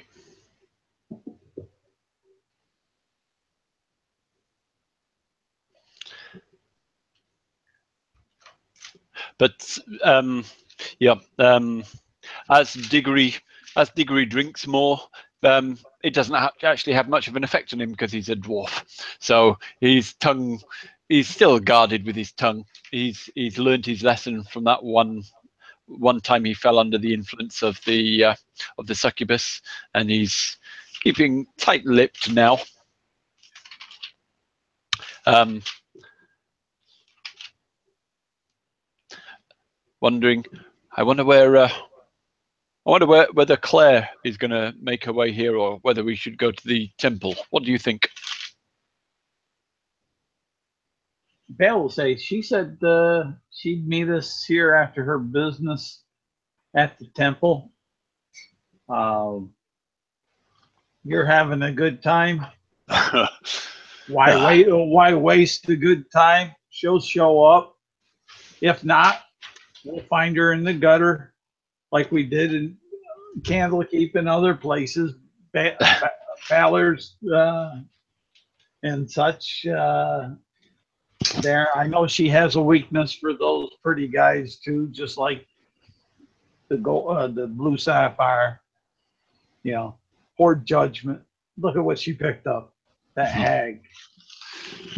And Bale will make sure that he really not yells out that hag, but when that little halfling waitress is close by, loud enough so she could hear that. The halfling waitress, clearly a look of vague intelligence enters her face, as though she recognizes that, and she licks her lips and just makes a little note on her hand. Okay. Would you like more drinks, sir? If my friend does, I'm good with my water. Okay, so she brings another drink. Meanwhile, back to Claire, and Claire Gundreda and Ariel Okay. and Alice. All right. So we go to the temple, and she looks for whoever's like there, I guess. She sort of Okay. says, she sort of like say, "Hail, great sisters of the temple. My name Um, is my name is Claire Valentine, the cleric of Lafanda. Please do not fear me. I come in peace." I'll do my best not to fear you. Fear you, lady, says another lady to you. From your accent, I guess you're from Waterdeep. Do they all speak like you do in Waterdeep, all proud and announcing? I didn't mean to be that loud. I just wanted to be heard to make sure that someone was here, just in case you was somewhere else in the temple. Oh, I get hard of hearing sometimes, she says, banging her ear. Claire, did you say your name was Claire? Yes, Claire Valentine of Waterdeep. Rings a bell, rings a bell. Indeed. Tell me, my good sister. Orivel is my name, Orivel Bundfeather. Well, Oriel, my good sister, can you tell me where can a woman like ourselves get a nice, good stoke? You could take a room in the tavern. They do. They provide baths for big folk like you, or there is a hot spring under the. There is a hot spring under Hardbuckler. You can go down and bathe in the hot springs. Claire turned to the ladies and say, "What say you, my lovely ladies? Do you fancy a nice, hot, relaxing hot spring, or to the inns?" Maybe a hot spring. Ariel will be. Yes, all of them are up for the hot spring. So Claire makes a little like smile and laugh, a little giggle, like a girl's giggle, and say, "Then let us have a girly time then." So, yeah, you have a girly time and do each other's hair and all those kind of things, and come back all clean and looking all happy and girly, sort of, refreshed and all happy with your appearance and having pampered each other and yourselves, feeling good. And then we'll head to the inn. All glowing skin and looking the best you've looked for a long time. Yeah, and then we'll make our way to the tavern. Okay. Yep. You make your way to the Bundyfeathers Brewery. And Claire walks in and looks around to see if she can find Diggory and Bale. You join them at the table, and after you're quite hungry after your journey and having travelled and the hot springs and everything like that. So you just tuck in and eat, sort of eat in silence until you've sort of satisfied your hunger, and then Ariel looks up and says, "I've been studying my maps. I've been studying the map I found." Well, let's not talk about it here. Walls have ears, Ariel, and let's just go somewhere more private, maybe. Perhaps like a room or something where we can discuss this in privacy. What say you? "Shall I take you to your rooms, miss?" says this dull-looking halfling who's serving you. She turns to the halfling and says, "Yes, miss, that'd be most appreciated. Please and thank you." And Claire gives the barmaid a one piece of gold piece. She bites it out of habit and puts it in her belt and says, "Please follow me." And she leads you up some stairs to basically you've been given a suite, There's a sort of central room for your own use, and there are six rooms off the central room. Nice. And then like as we go in this room, Claire will like just like check the walls and like make sure it's like like that our voices cannot be heard. It's a fairly standard room. The walls are not, you're not in a castle with 6-foot thick walls. People on the other sides could hit, but the room is surrounded by your own rooms, which are empty on most sides. If you go and sit away from the door and talk quietly, you're pretty sure you won't be heard. Yeah. So Claire moves the table like near the window or somewhere like but not too close to the door, like really far away in a corner of the room, and says, "Okay, Ariel, what did you have discovered about your Bale and Diggory, I guess. Well, Bale, have you gone up with them? No, Bale is kind of lingering, still mindful of this dull-witted but sharp-eyed waitress that he has questions within inside himself. It's this waitress who's led Ariel and the others up to their private quarters.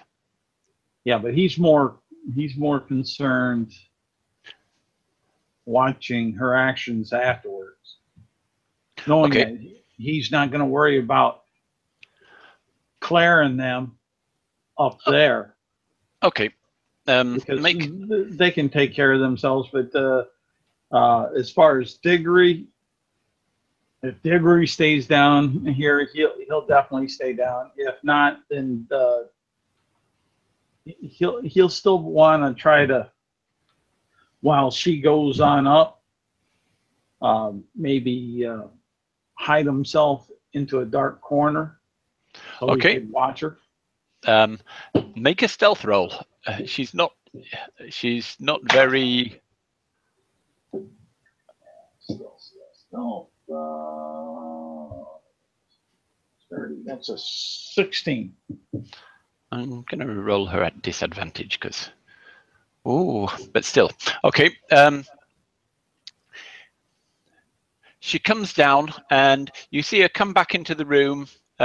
And look very carefully. She looks over at your table first to see where you are, and that when you're not there, she has a good look around the room and finally sees you in the corner. Sort of, you're pretty shrouded in shadows, but she just, without having the sort of brains to sort of pretend she's not looking, she obviously looks around the room, and eventually she spots you in the corner. Okay. And then after a second of having sort of spotted you, and a look of relief comes on her face, then she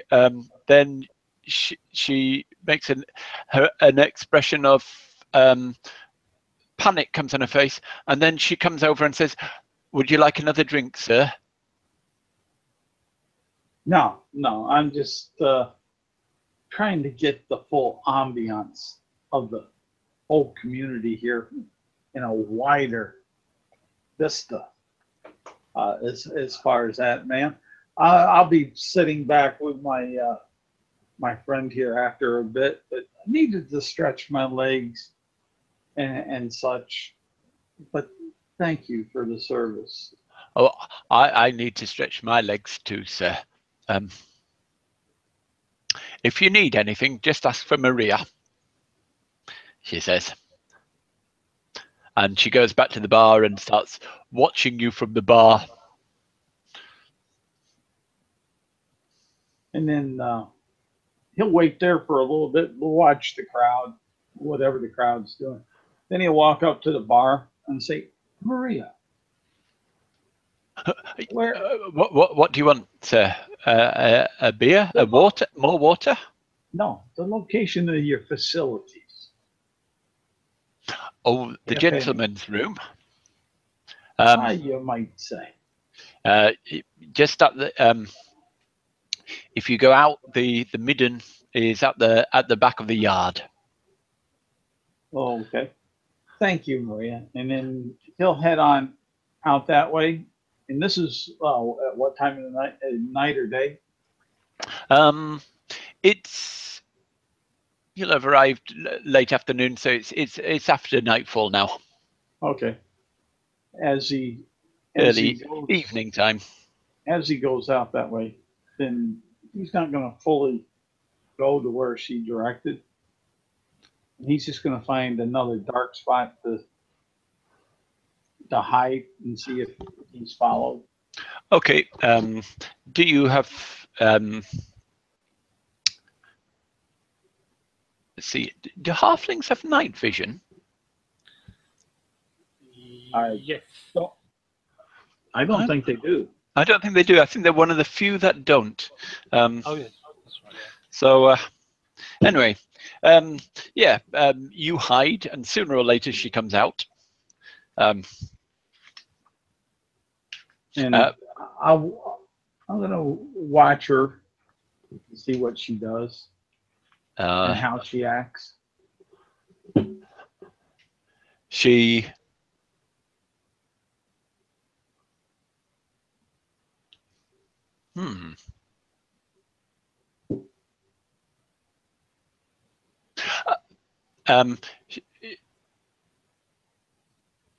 she comes out and meanders up to the gentleman's room, and as some local comes out, she says, "Was anybody else in there, sir?"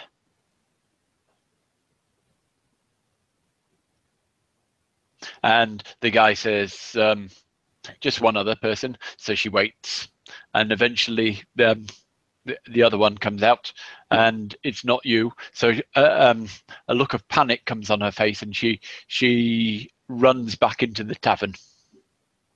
As she starts to run back in the tavern, Bale will pull Kamal and take one of his blunt arrows and shoot it at her to knock her out. Okay. To knock her out. Unless you fumble, you'll have done it. Well, let's see. There's always that possible. He has in the past. No, that's a 16 on the dice. So. Okay. You fell her as she's running through the darkness. And with that, Bale will go over and scoop up his arrow, put it back in the quiver. What about the man who was leaving the gentleman's room at this time? Are you sorry? Just I didn't. I was assuming that he already had gone past. Okay. Yes, we'll assume that. Yeah. So he's not in sight. Okay. And Dropper put the arrow back in his quiver quickly, and will gag her and tie her and carry her off to a dark alley. Okay. And wait for her to come to. Okay, so that will be a few hours or quite a while. So over to Claire and Ariel. Looking at the map, here we are. She says, pointing to drawing your attention to the town of Hardbuckler. Mm-hmm. There's very little marked between Hardbuckler and the tomb that we are heading for. To the tomb here. I see. That is good news, Ariel. Well, there is one. Oh, sorry, marked it in slightly the wrong place. Just a second.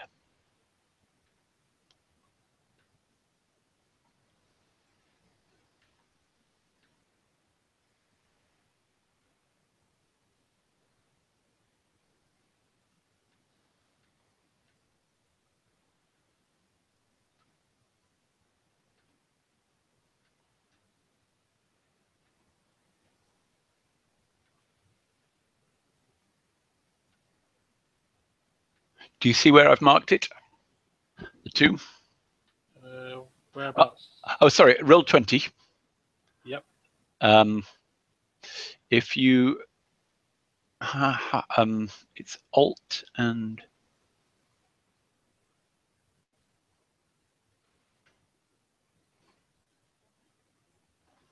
just let me see if this works. You got it? No. Zoom out, so it's you can see all the map. Oh yeah. And can you see the green cross? Oh yeah. So we've got to go through North Darkwood, or round it, over the plains into the Anarach Desert, and east of Everesca there is the tomb of Martek. I see. But that is the direction that this floating cloud that Bale spotted was heading more or less in this direction. We might come across that, the direction the sheep will leave heading in, though it will be more to our northwest. It may cross us. And they've also talked about a dragon that roams these plains. I see. Well, you seem to know the desert pretty well. I don't know the desert very well. I've researched it in Candlekeep, and I've been there once. I see. I guess we shall gather some waters, like water skins, as much as we can. And I suggest, if we are going to travel through desert, we should travel by night. It is more cooler in the nighttime traveling through the desert. During the day, we should take shelter from the scorching sun. I know it sounds a bit odd, but trust me on this. I think it'd be more wiser if we travel by night when it's a bit more cooler if we are traveling through the harsh sands. Very well, but have you not heard that in deserts, one of the greatest risks is getting lost. The landscapes are always shifting, and one horizon looks much like the other, and it's very difficult to find your way in deserts. Will it not be easier to find our way when it's light than when it's dark? We have dark vision, some of us, but it's only good over a short distance.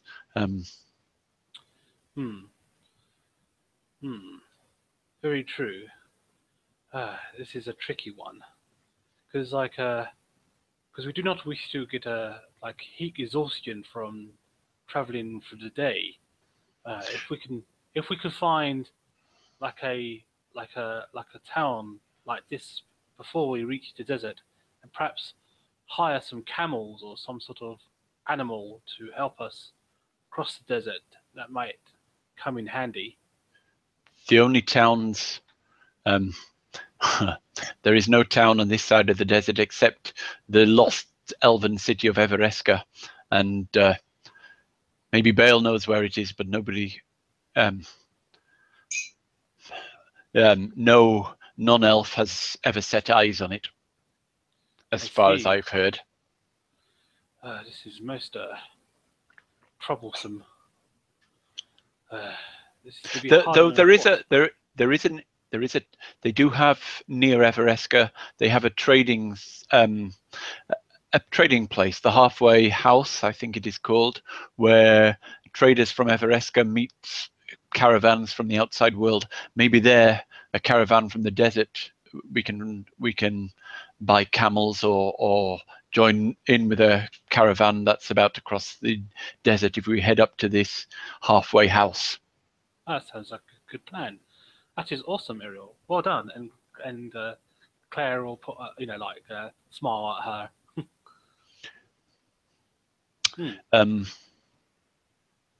But the locals here, they say, I've heard them talk that there is a we seem to have no ends of green dragons, but there is a green dragon that haunts the area to the north. I see. Oh, by the way, any news on your master and how Abu Dalim, the prince? Yes. He is still gathering his forces in the plains of air. He is recruiting allies, and he will soon. He promises that the moment the samovar of winds is returned to him, he will return to power and wreak vengeance upon his enemies. Bashak the usurper, who plotted against him. If you hear Bashur. Oh, and if you hear any more news about his comeback, let me know. We will. Do you want to head for? Do you think the best thing to do is to head for Everesca then? Yes, I believe if we head to the Everesca, this halfway point, like you said, we can meet up with some tradesmen there and try and negotiate some terms, and perhaps we can, help them on their journeys through the desert and give them a bit of protection. I know that people travel always require a bit of muscle now and again, if you know what I mean. And Claire holds up her arm and slaps her a bit, slaps her a bit of muscle that she has. You are formidable in combat, says Ariel. Not really. I'm not as good as a fighter. They are very expertise in the skills. But yes, I just needed a bit more training, and yes, sooner or later I'll get to my goal. So we'll head towards the mountains that hide the lost elven city and find the halfway house. I have never been there myself, but once we locate that, we should be able to find a caravan which is heading out into the desert. And the tomb is off all the known caravan routes. It's off in a deep part of the desert, away from where anybody goes. But once we have camels, we should be able to head out there and hopefully find it. Well then, I'll let you rest and everything, and then we'll and then I will talk to this wizard tomorrow and see what he says about this dragon scale that I found, and then go from there. Very well. We are closer, and we are ever closer. And when we have this, it will be a weight off my mind once we have this, and we are ready to aid my prince once again. I'm gonna see. I sort of like I sort of tell the little girl. What's her name again? Oh, I forgot now. Gondreda or Gondreda. I tell Gondreda to like head to her room and like. I'm not tired yet. Well, I'm not tired. Well, I know. Well, stop treating me.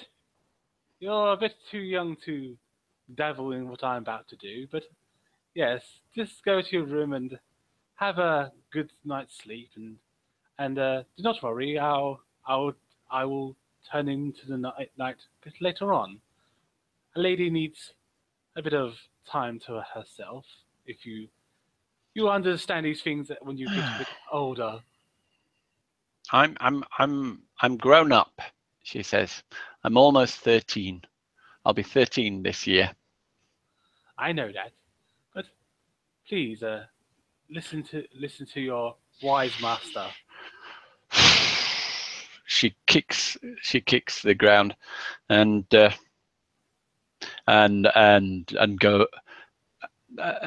and very slowly says, "I'm just going to get a drink of water," and goes downstairs. I said, fair enough. And I say to the two ladies, To Alice, Alice and Ariel, I say, so ladies, do you fancy a bit of fishing, if you know what I mean, or are you gonna call it a night? I think we'll call it a night. It's been a. She chuckles. Very well. I shall see what the old net catches tonight. And like Claire heads and like Claire sort of nods her head at the two ladies and heads downstairs and see who's down there really. Well, Bale has disappeared. Diggory's drinking, and there are various people around in the bar. All right. I go up to Diggory and say, "Hey, Diggory, you all right there, my good boy?" Fine as always, he says. Did you make a good profit from the? Oh, here's your share, he says, handing you over 570 gold. Thank you so much. She puts it in a pouch. Thank you. I'm happy that you've made a good profit. Me too. I mean, since we're traveling this way, it makes sense to earn a bit of cash whilst we're going. Well, don't mind me. I'm just gonna see what I can find in this local bar. So she looks around and see what takes her fancy. So, do you want me to roll perception? Not perception. I mean, what? If you are trying to pull someone, you can roll a charisma roll at advantage for men and disadvantage for women, DC 15.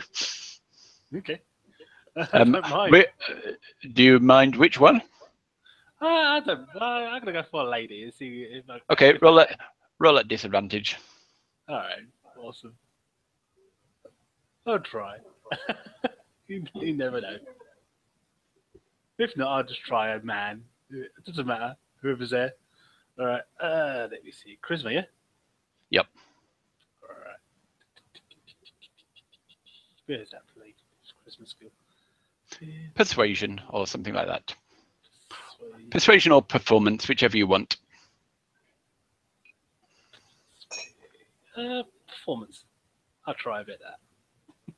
So at disadvantage, you just get a 14. Somebody gets interested, but then she backs off sort of last minute, and you're left alone. So you don't. Right. Yep. I was just going to natter anyway. But yeah, I mean, I after like Claire's, I had a good, look around, and she calls it in night. She calls it for night, and night says to Duggery, "Well, there's no fish here. Maybe next time."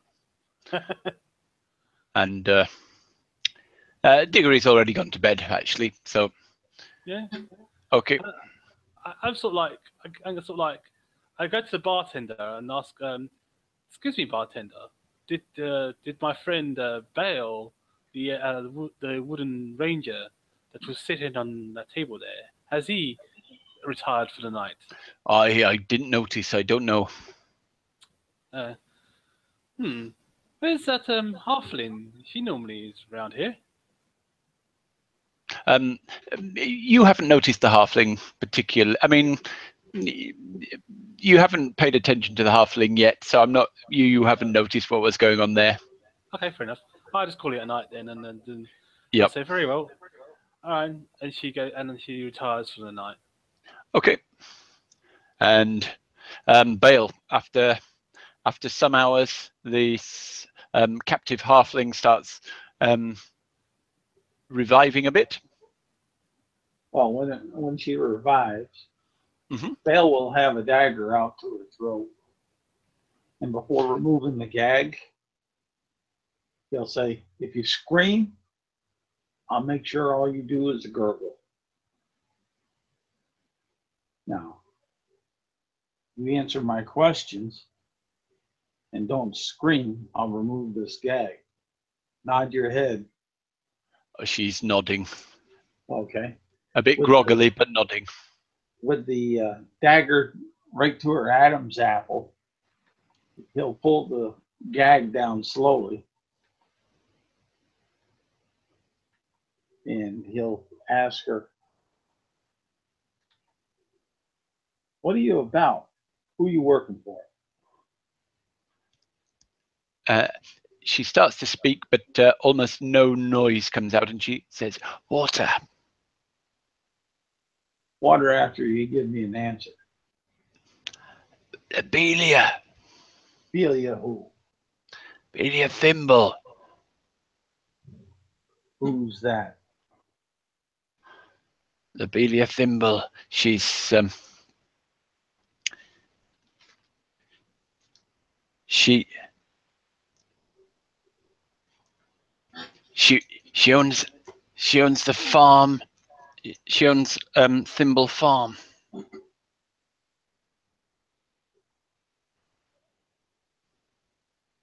She's big in the Merchants Guild.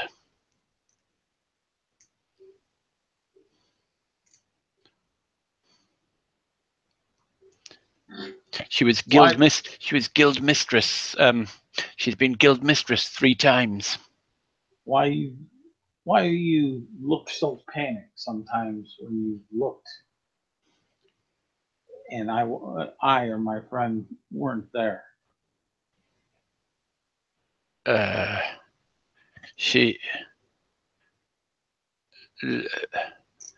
Lobelia told me to. Lobelia said I could. Lobelia said she'd let me into the cult if I kept an eye on you and told her what you did and what you said. Bale will throw the gag back up on her and then drag her to the temple, knock on the door. It's the middle of the night. He'll pound on the door. He's going to make a racket. Okay then. Yeah, eventually. Who is it? You hear a call from the other side.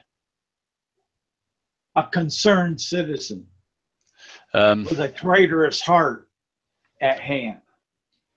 And the door opens, and there you see a young-looking sort of acolyte, a gnome. Give me the master of this pompous, pious outfit. Orivel's asleep, he says. Well, go kick his bed and tell him he has a strong piece of business here with a traitor to the community and to the temple. Make an intimidation roll. Okay, come on. That's not one of my biggies. You can use. I need a good roll. You can have advantage because it's pretty intimidating. It's nighttime and things. Okay. Yeah. That would be. Okay, I don't get nothing on intimidation, so that's a straight up roll of 15. Okay. He says, on your head be it, he says, and hurries off. And they'll holler at him, get about it quick. This is of life and community death. After a short while, you see a woman in a gnome woman in silk, in a silk dressing gown and respectable night clothes, but looking wide awake, and with the holy symbol of glitter gold round her neck, approach you. What's the meaning of this? She says, And why have you got with Maria that, there as your prisoner? and with that, She's a fool. with has her she- gagged and tied up, he'll just throw her down at her feet and say, she's possessed by another entity. She's been doing strange magics and such. And she talked of a cult. I've ran on a couple things like this on the trail, the Hardbuckler, between the hags and a succubus. I take no chances, no more. It was a hard fight just to survive such to get here. You handle your mess. There's rats within the center of your community here.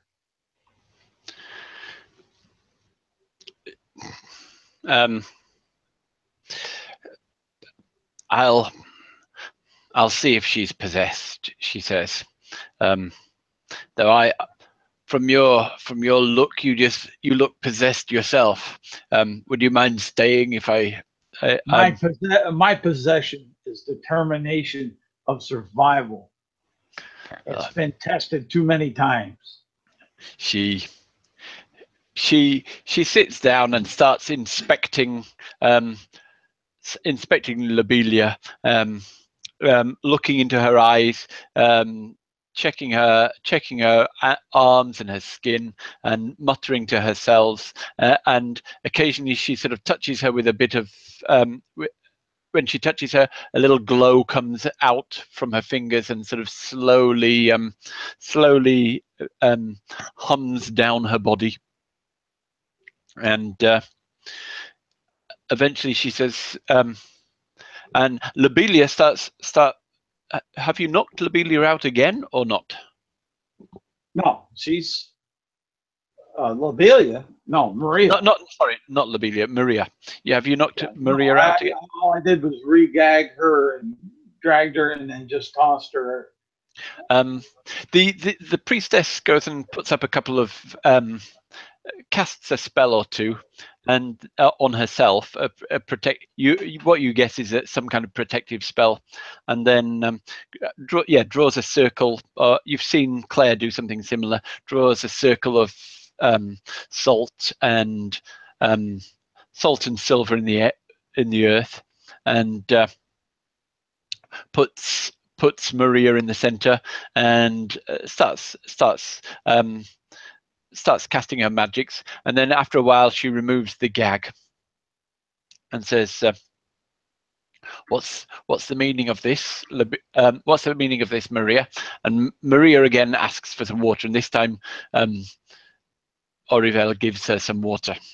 And Maria says, it's just that this man,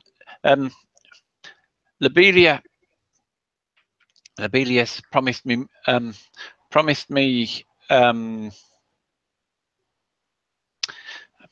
to let me into her inner circle if I followed this man and told her what he was doing.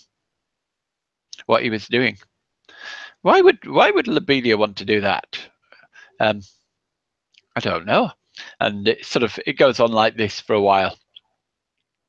And Orivel says, well, you don't show any signs of possession, she says to you, but nor does Maria here. She's a simple girl, but maybe we should speak to Lobelia. It sounds like you have some conspirators within your community looking to cause your pillars of strength to tumble and fall into their direction. Make an intelligence roll. Again, not his strong suit. Nope. Very much not his strong suit. 0. Yeah, 9. Okay. Yep. You see what's going on. Orivel, the priestess. She looks puzzled, but says, Lobelia has been guild mistress. She's a respected member of the community, but she does use devious tactics from time to time, and she is an ambitious woman.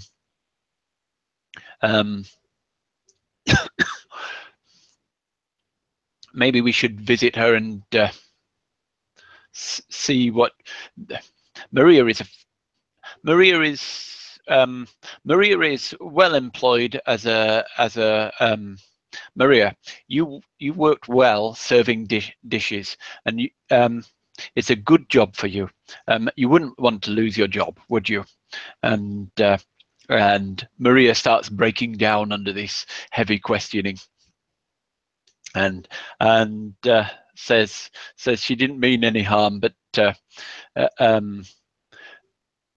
Lobelia's offered her riches beyond what she can earn, even on the days of heaviest tipping, and promises she can help her in love and things like that. And she's obviously a very simple girl who's been led on by somebody else. But why would this Lobelia be interested in a lowly traveler such as myself, without even knowing, or supposedly knowing, I was going to arrive? Yeah, that's a good question, says Orivel. Is there any reason why Lobelia should be interested in you? She runs a weaving industry. She's a farmer.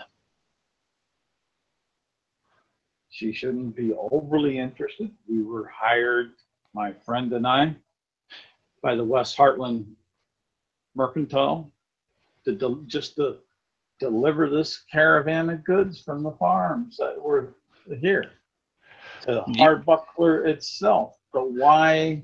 Well, so interested? You're clearly a man of some. You're clearly an elf of some enterprise, because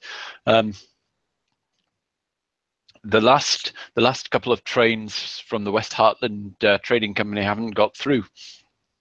When they've arrived with next to none of the goods. They've been robbed.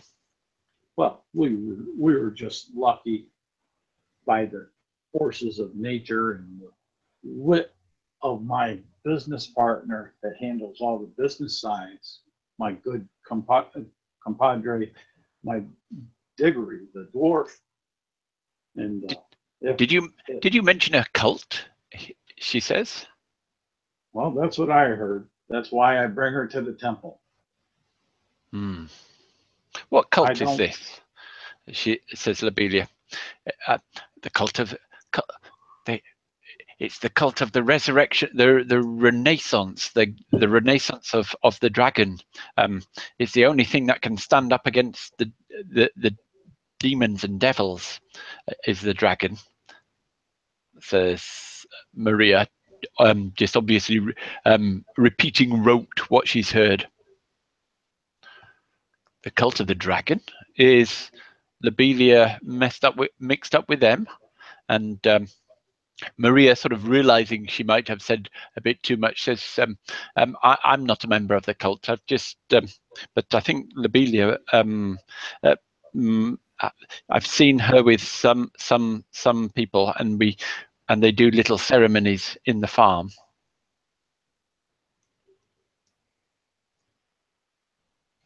It sounds to me, mistress, speaking to the priestess, that there's the tell that's bringing such woe to your town of Hardbuckler with its goods and means.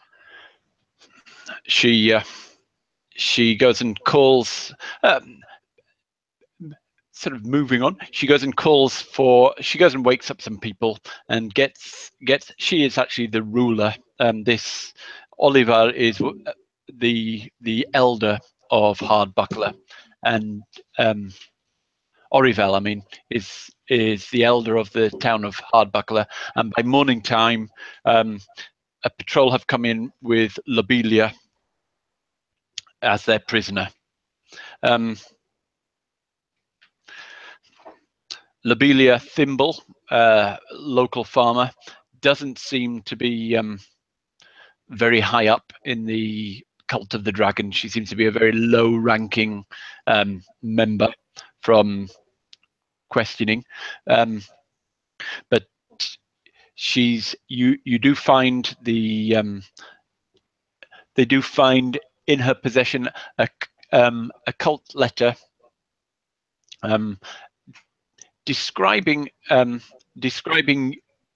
three of you, and saying that they think you may be pawns of Chuth, who is a traitor to the cult, and if anyone sees you in the cult, they should contact the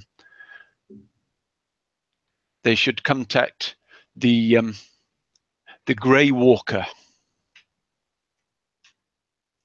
in. They should contact the Grey Walker by message spell.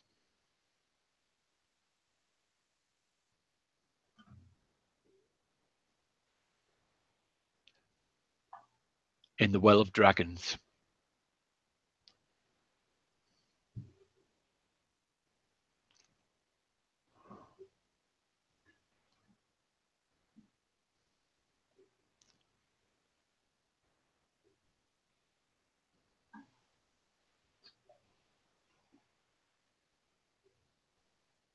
Okay. And as soon as the acquisitory statement of truth and pawns and agents of such, Bale gets livid and says, I spit on the ground in the name. I slay his mate, and I slay his children, and I'll slay him for slaying my family. How dare you put such subject upon my family name and honor?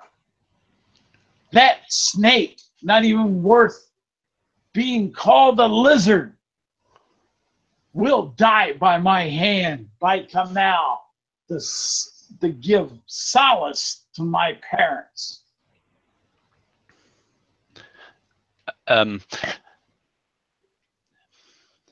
Either you are a great actor, or you are truly offended by this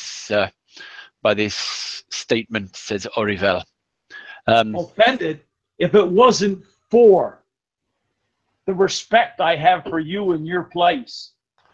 She would be dead by the time she finished speaking that lie, that treachery.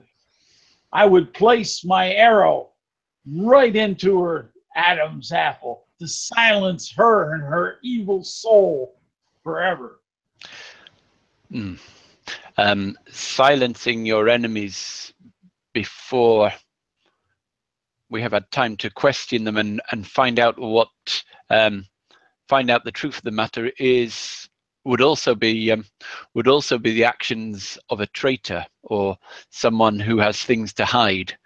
I think we should keep her alive and get to the bottom of this. That's why I delivered her and her minions to you and gave your place respect. And your words. And Gal Glittergold informs me that your words are true, and you are not an agent of Chuth. Or, he says, You have a fiery temper, and I understand this Chuth. You have a personal vendetta against this Chuth. We have all heard of Chuth in these lands. He's known as a serpent of subterfuge and deception. He will be known as a serpent that's dead. He doesn't rate serpent. Worm at best in my eyes and my family's blood. Be careful then. Bale, I wish you well in your hunt, but all I can say is be careful. If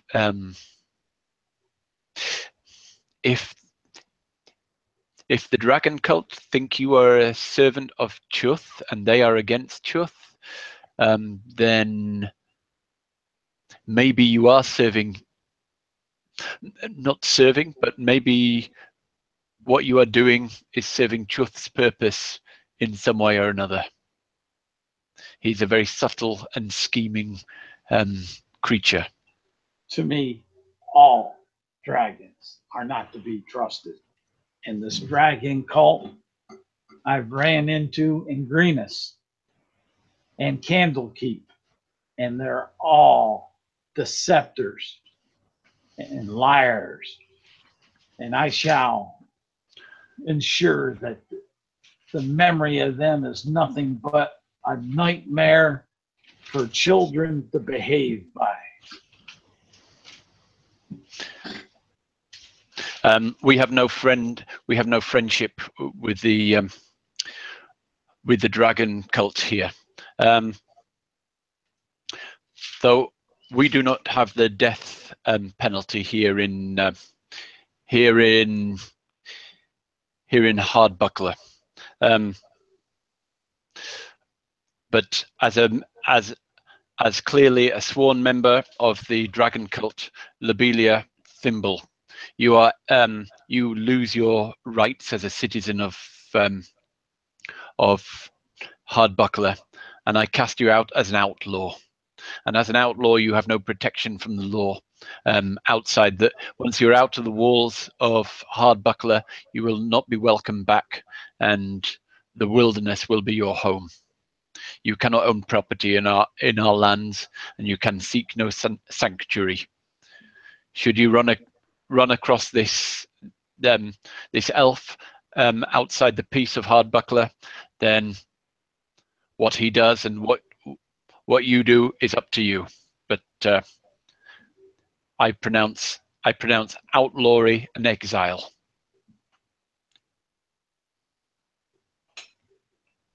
And Bale grins and licks his lips and says, "Till we meet, you evil conspirator of the demons and the low scum of the 9 levels of hell."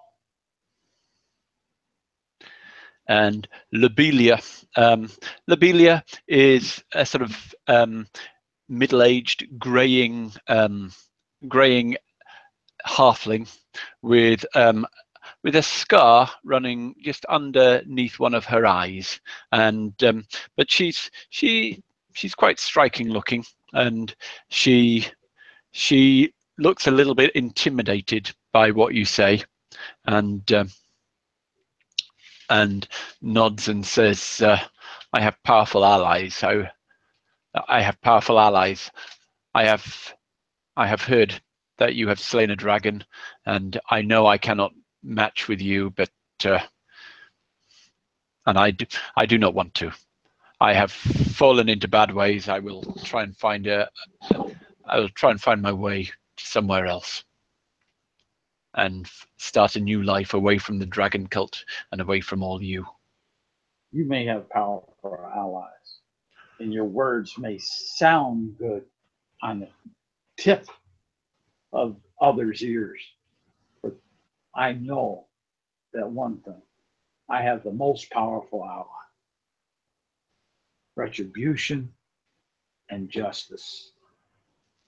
And all those complicit or incomplicit with the death of my mother and my Father shall pay the same price that truth shall pay by Kamal and my eye and my arm. Someday I'll exact justice. So, the court case over, Lobelia is exiled, and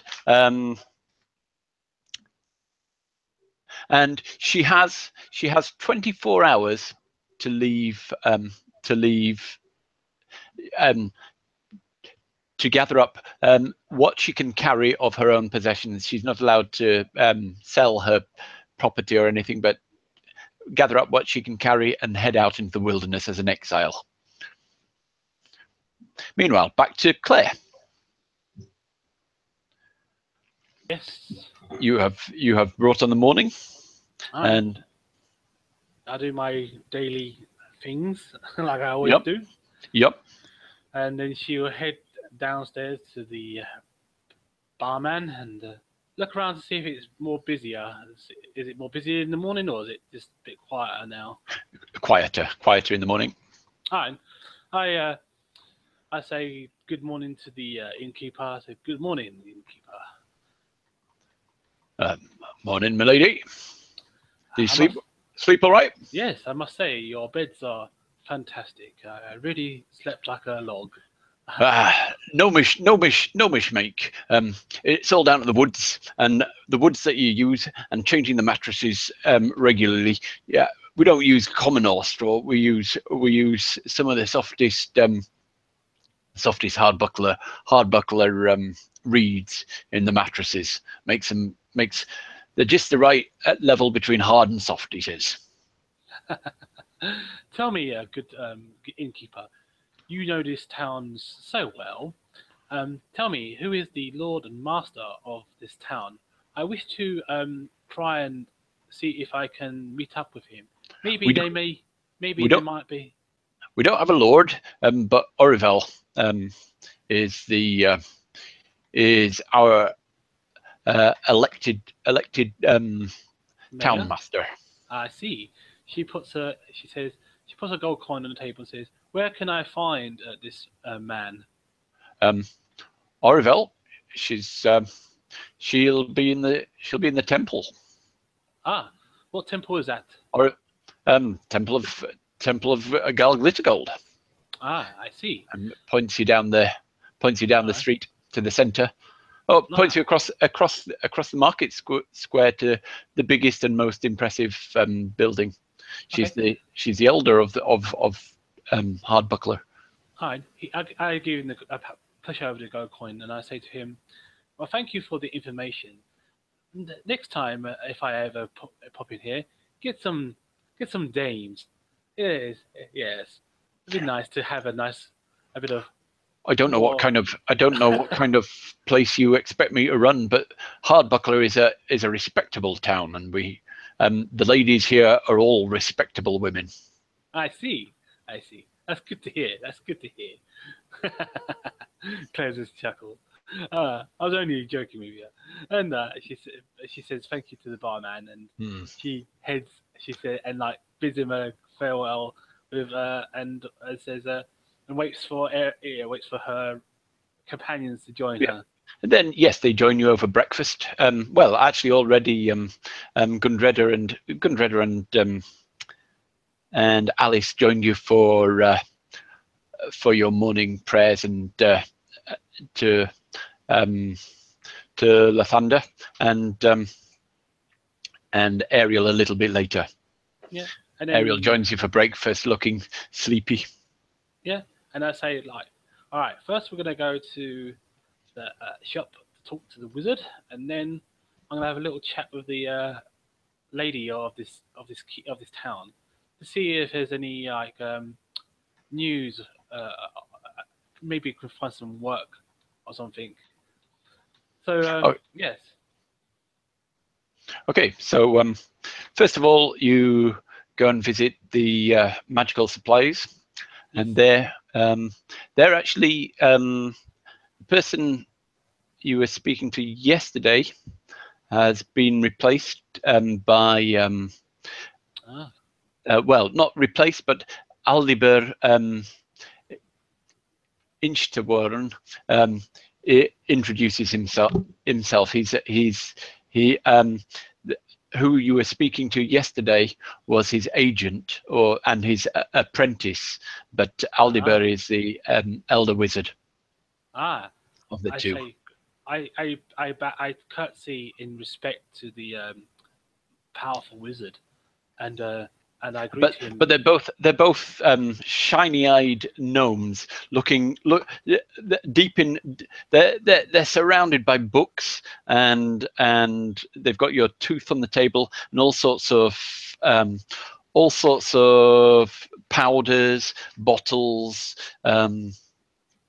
jars, and things like that, and they're looking very excitedly through the books, saying, "Oh, so you're the one that wants the fire-resistant armor, is that right? Is this the armor?" He says, tapping on your plate.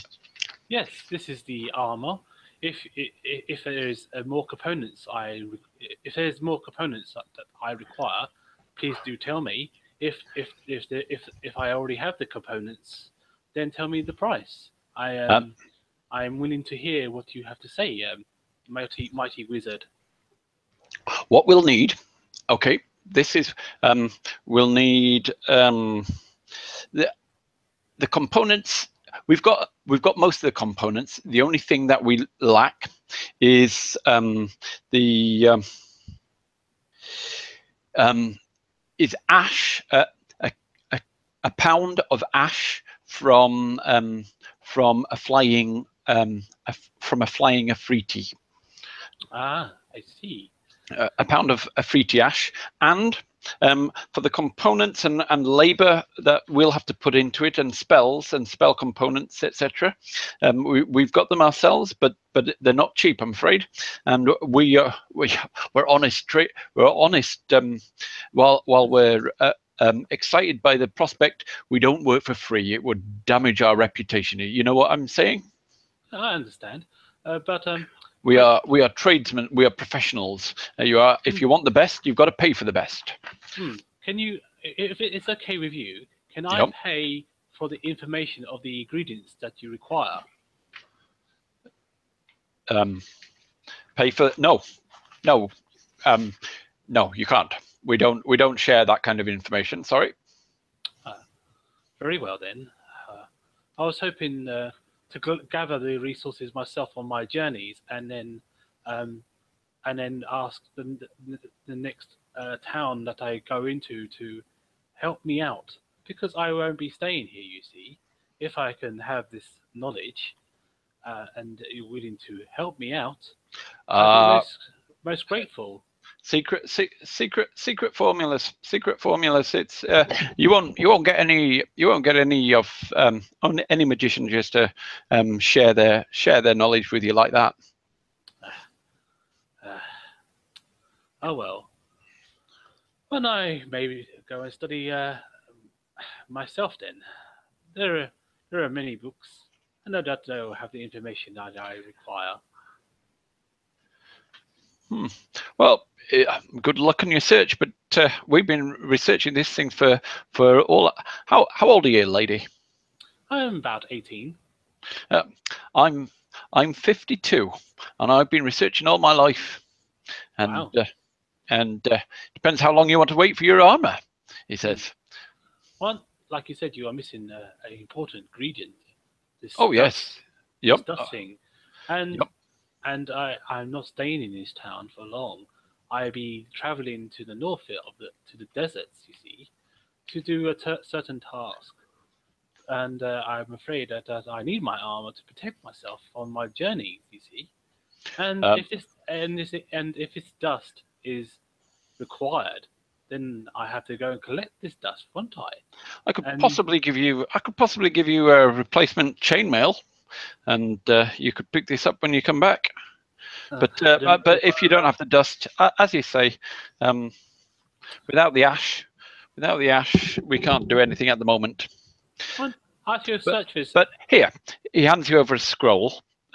This will be the price. and this is how long we'd need your armor for to enchant it properly. Okay.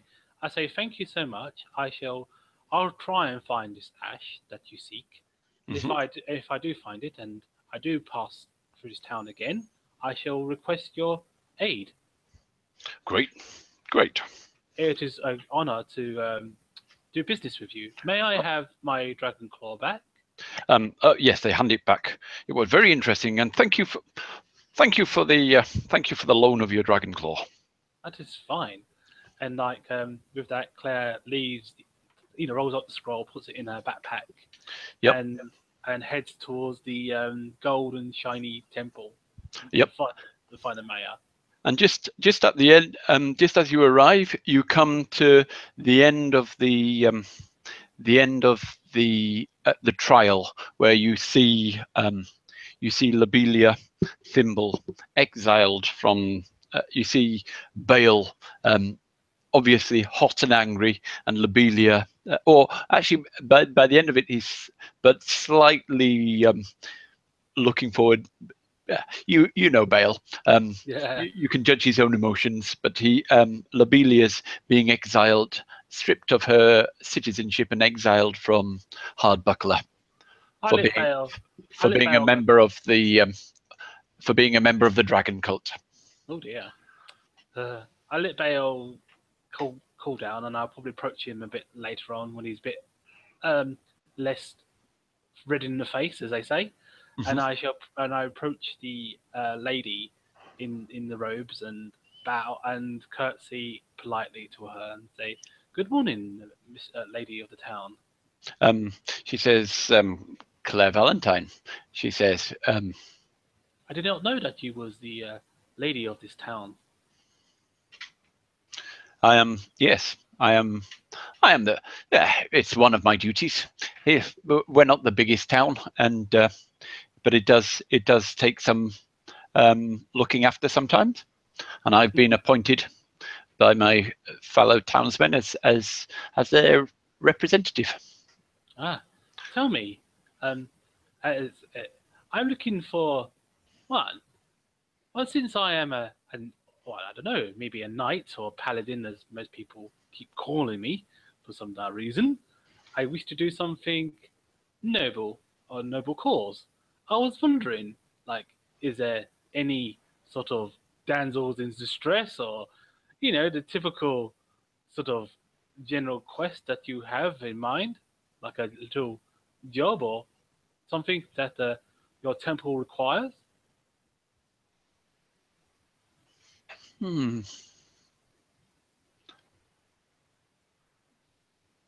Let me think for a second. I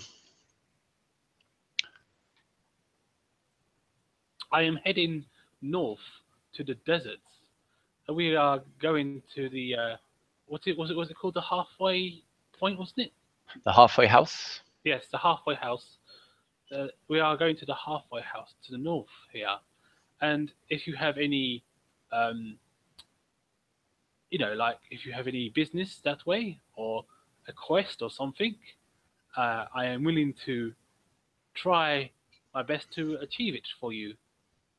On the north side of North Darkwood, just as you leave Hardbuckler and head north, you must go east or west round North Darkwood.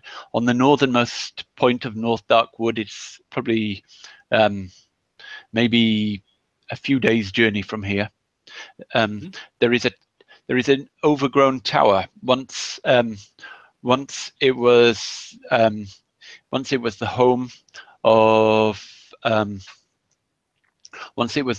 the home of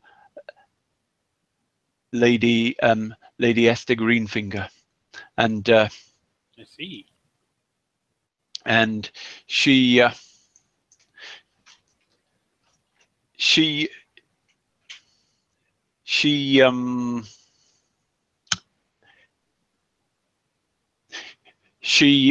dabbled in dark magics and released some kind of power, and her tower was overtaken, and it has cast a shadow over the lands in that area. if you are heading that way and you can enter the tower and Deal with the problem. Lady Esther's ghost is supposed to trouble that area. If you can remove the evil that she summoned, then maybe her ghost can find rest. I see. And the darkness that covers that area will be released. So it is. We are dealing with, well, necromancy, magic. Something was summoned, we believe. I see. I shall try my best to banish the creature, but I require a bit more training to do such a great spell. But I shall try my best to seek out this tormented spirit that is trapped in our world, and hopefully it will travel to Lathander's side and join at his holy table. She fell on dark ways, but maybe in her dying moments she repented because she hasn't found rest, or she's being punished for her wickedness, whatever it is. Now, and once I have done this task, how would I contact you?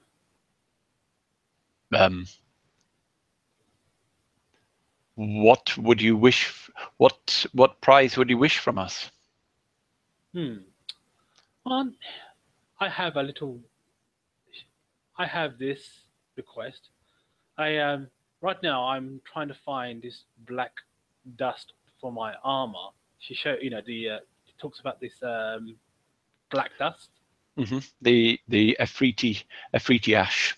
Yeah, Afriti ash. Because I wish to enchant my armor to give it fire resistance. I fought a lot of dragons on my journeys over here. She shows the dragon scales and the claws that she cleavage from the dragon. And she says, "Yes, and I wish to try and get the item, get the acquire item to help me complete my task." I don't have an Afriti, she says. Very well. Whatever you can. I am one. How's about spreading my name and my great conquest amongst the people? Tell the ladies and yes, especially tell the ladies and the gentlemen of my great victory. And yes.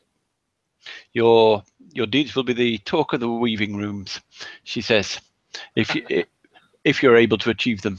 Some have tried before and have not succeeded. There are many evils to right in the world. I shall try my best, and if I do the task, I shall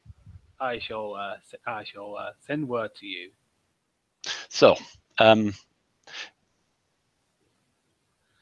then with that, I go over to Bale and see if he's cooled down. Bale, what is your plan? Bale's plan will be to check on Diggory to make sure he had a good evening. He's right beside me. And that he's safe and that it was pleasurable. And he'll turn to his compatriots and say, do you have much business left in this town? No, we are moving northwards now towards Northward. Yes, we're going to a place called the Halfway House. Well, why don't we take 24 to 48 hours of rest and recuperation and restocking and such, so I can complete a task that yanks at my heartstrings. Is this something to do with your family? Yes. it does have something to do with my family. And you'll see with that off the corners of his mouth will be some drool dripping on down, and he's taking both his fingers and rubbing down both sides of it, I see. kind of mopping it up. I see. Well, if you require any aid, let me know. I'd be happy to help you and your and your great quest to get payback on your family. Oh, this will require no, no aid. Uh, this is just Business, that is it. a friendly sightseeing and information gathering uh, event, so to say. I see. One, good hunting, my good friend.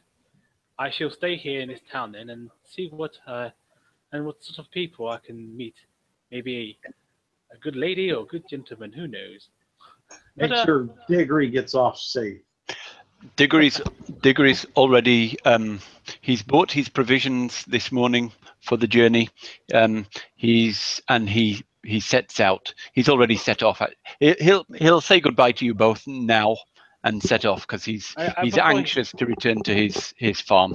now before he sets off, I say to him, Diggory, my good friend, take this as a token of my as my remembrance of me.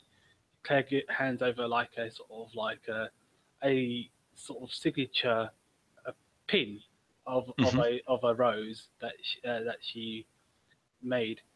This is the symbol of like of our of the one of my of the three ladies that I have met so far that we've gathered. The banner of love, and I hope that the love fulfills your family and the people that you go back to. I thank you, he says, but he's clearly distracted and wants to leave. So he takes it and absently pins it on, and then sets out fast, heading sort of northwestish. I turn back to the mayor and say, "Lady, I wish to on. I've made a sort of pact with these fine ladies, the Genesi here and Alice the Wise here and Grondretta, my sort of apprentice, and we have formed a sort of a guild. Tell me, how can I make this guild official and in the books?"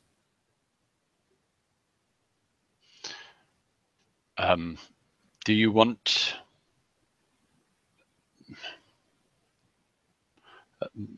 You're not a. What kind of guild is it? It is a guild of love and destiny. It is the sort of we believe in. I believe, and it is a new oath that I sort of made up. An oath of love and respect. Love one another and treat one another as you treat yourselves. If it is a new sort of order of, it sounds like a new order of religion or a new part of the church. You are. I will. She quickly pens Claire Valentine, founder of the Order of Love, has freedom to preach in the lands of Hardbuckler, and her order is legal and respected by the town and authority of Hardbuckler, and hands it over to you. Oh, thank you. Is a way of getting other, telling other guild members that we exist? I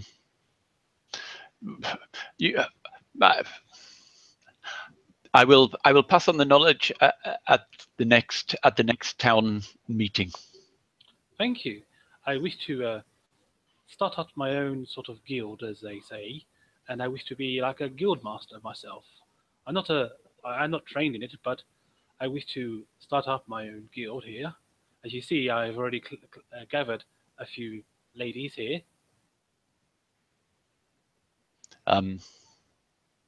Well, so long as anything respectable is allowed in Hardbuckler, we're a hard-working, honest people. And if that's what your guild is about, then you are welcome here. If not, then we ask you to leave and not preach your word here. Thank you. I thank her and sort of say, all right, then we will leave. We will stay in the town for a couple of days. I guess because my friends here got business, and I shall see what other potentials I can find.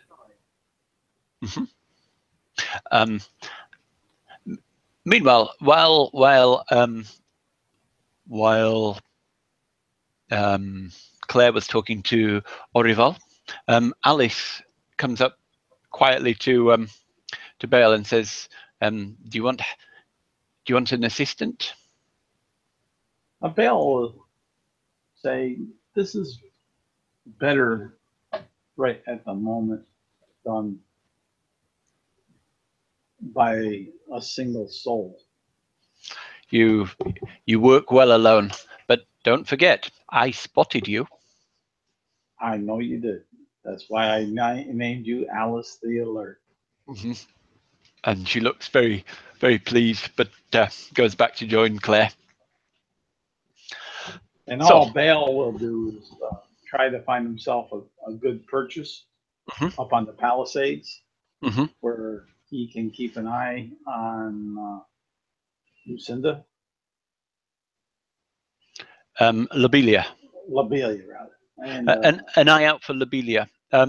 She's actually she's already left the town, and she's in her own sort of home, gathering up her possessions. And there's a sort of stream which marks the edge of the territory. When she crosses that stream, she will be in exile and an outlaw. Okay, then he'll follow her to where her house is. And he'll be. She's still within the area of Hardbuckler, so it wouldn't be a legal kill until she crosses the stream. And he'll be watching and such for that moment once she becomes legal prey. Okay.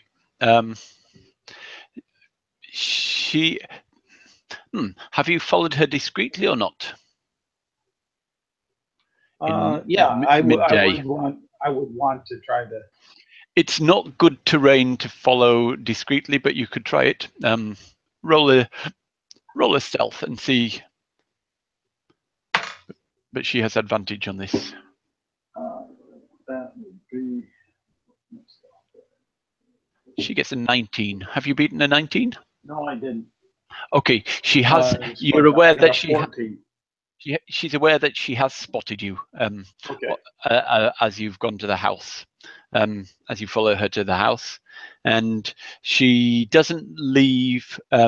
She's got 24 hours to leave from when the thing was, when the exile was pronounced, and so darkness falls. And he will watch the house. Okay.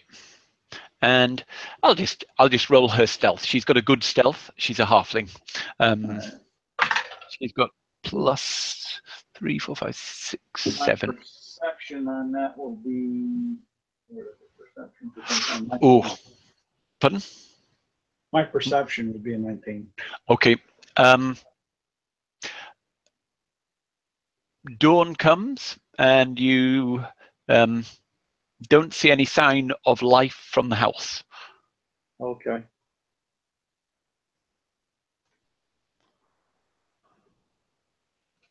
And since it hasn't necessarily been 24 hours, in Bale's mind, he'll be waiting until he feels that it's been a good 24 hours.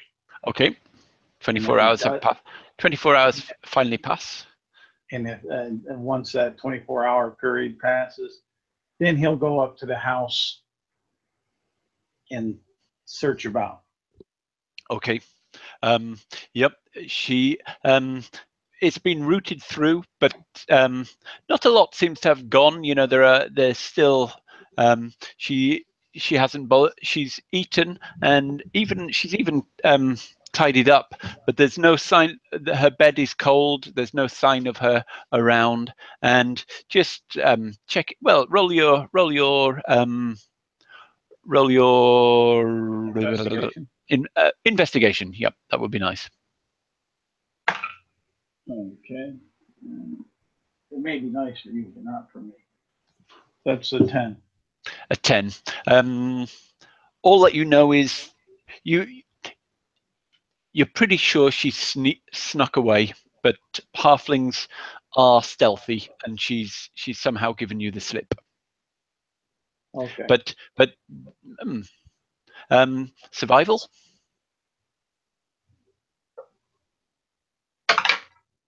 Ooh, okay, that is sweet. You need a good roll. I do. I got a good one. That's a 25. Oh, that is on the dot.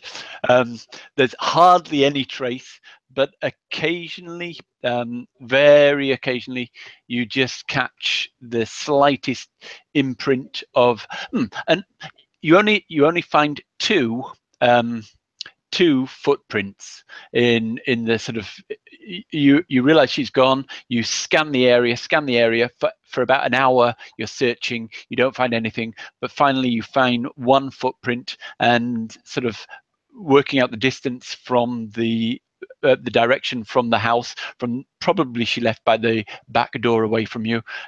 You follow in a straight line away from that, and eventually sort of about a mile further, you find one other footprint. She's moving. She knows how to cover her tracks. She's moving very stealthily, but she's moving also in a direct line along that route. And what direction would that be? North, actually, almost east, just north, just east of northeast. Okay. No, I mean, yeah, east of northeast. Okay. All right. And after spending all this time, he'll make his way back to Hardbuckler and meet up. Just one thing: if you can outpace her, and also if she's moving, unless she's got sort of abilities that she's obviously stealthier than you'd given her credit for, but unless she's got special abilities, she won't be able to move at stealth and as fast as you can move. Tracking, because you're a ranger, aren't you? And you can move at full speed. Well, you reckon she'd probably be moving at half speed. But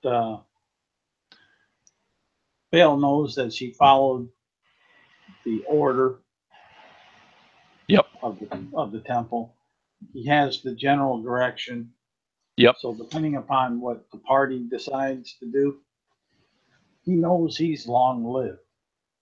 Mm-hmm. And he didn't say it was going to be quick. He just put the threat in her head that someday the reckoning will come. So he knows about the direction, and he knows what to look for, the scar under her eye, mm-hmm. and such. That he'll go back to his party and see how he can assist, because he still has a bond to the Blue Sapphire. To get her to help him, he has to help her. Yep. So yes. Is there anything else either of you would like to do in Hardbuckler before you leave? I'll probably go to the blacksmith. Mm-hmm. And I ask him, like, can he engrave on armor? He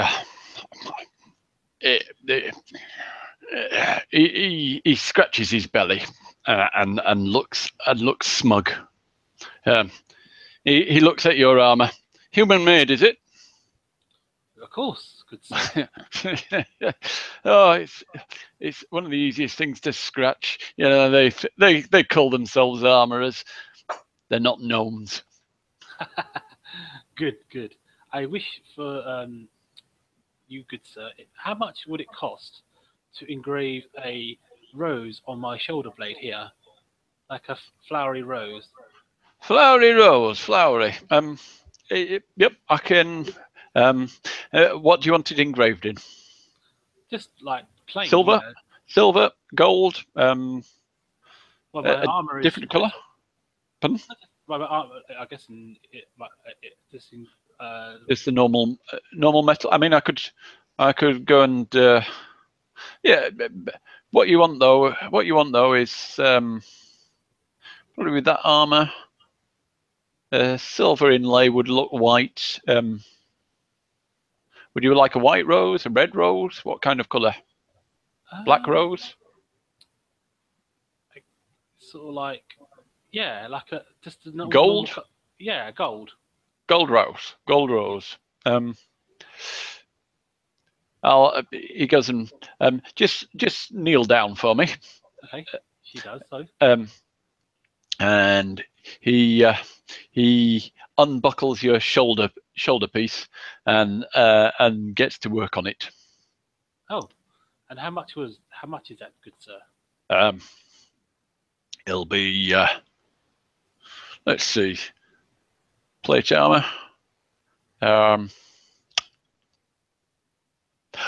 do it for I could do a very simple job for 10 gold or an elaborate job for 100. Well, it's not that elaborate. I don't know. I'll let you. I mean, it won't be real gold for 10, and it'll be real gold for 100. And I can black enamel the shoulder piece so the gold will show up better. Oh, let me see. Can I afford that? Let me see. You've just won 570 gold, so you can afford it, but it's whether you want to. Yeah, sure. I'll give him the 100 gold. So yeah, that'd be fantastic. Yeah. So please and thank you. He says, "I'll take them. Just give me a greaves as well, and I'll black enamel the greaves and shoulder pads, and so it'll look better that way." He says, and basically, yep, you've got a gold rose on one. It's an very elaborate gold rose on one shoulder pad, and the other's shoulder guard, and the other. And your greaves and other shoulder guards are all black enameled and look good. Nice. Mm-hmm. And I say to him, like, where can I get pins made? Is it from you or like a different person? He gets one. He says he's a pin. He throws you a pin. No, like a badge. Like a signature badge. Like a. I wish to make a guild signature, like a guild. Yep, a guild badge. Yes. Well, similar in design to this rose. Yes. Just one. 4 for yes, 4 because I've got 4 comrades right now.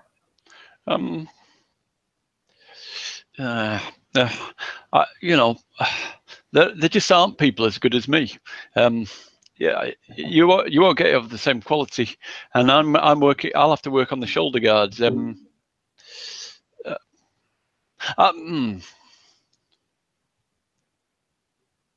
Pins won't take long. Okay, how much do you want for them? 10 each. Okay, she hands over. Or if you want it for 20, I can do it in real gold. Ooh. 20 each. And I hand over 20 each. So it'll be 180 that you pay over in total. Yeah. Okay. and for 180 he works through the night to get it ready for the next morning. Nice. Awesome. Okay, and You asked me to do this, so I am. for the gold shoulder pads, I'm going to say that usually the bless spell needs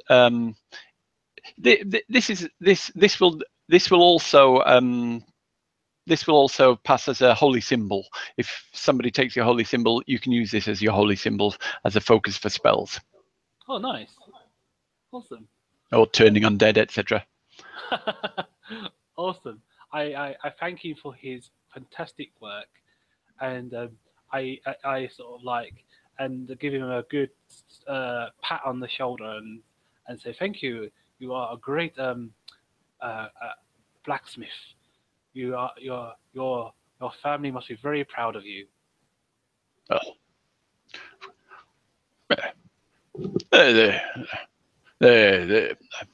They you should have a word with them. Sometimes they're not as proud of me as I feel they should be. Your family should love you and respect you for your hard and honest work, good sir. I believe they do love me, but but my children don't always respect me as I feel they should. Yes, I can understand. But thank you so much for your hard and honest work. I really do appreciate it. And she bow, nods her head in respect to his good and honest work, Mm-hmm. and bids him a good day. Okay, so the day comes. Finally, the day comes for you to leave Hardbuckler. Is there anything else you'd like to do before you leave? No, that is roughly what I wanted to do. Nice. And Bale? Bale will restock his arrows. Yep.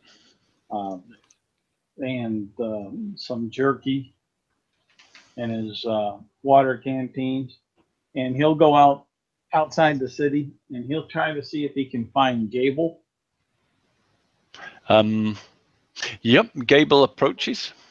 And he'll write down a letter of progress that he has. And he'll express to Gable to take it on back to the Misty Forest, to the elders there, to know the progress of what he's doing to bring justice for his family and the family name. Okay. Gable isn't your...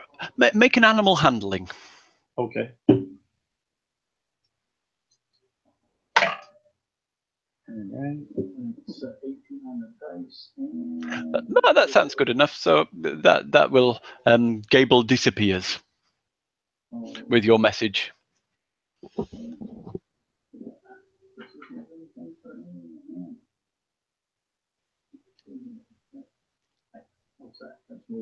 That would have been an unnatural 20. Yep. So Gable just flies out in the general direction. I mean, the winds are blowing, so it can't fly perfectly in the direction, but it seems to be roughly in the direction that you'd assume, and it's taking the air currents and moving in a vague direction that will take him or take her that way. But I know it'll take Gable quite a long time to get there, because it's taken quite a long time for us to go from Greenest to here. Yep, definitely has. But with that, he knows that the elders will get that, and they'll have an idea where he should be if he's still surviving. Okay.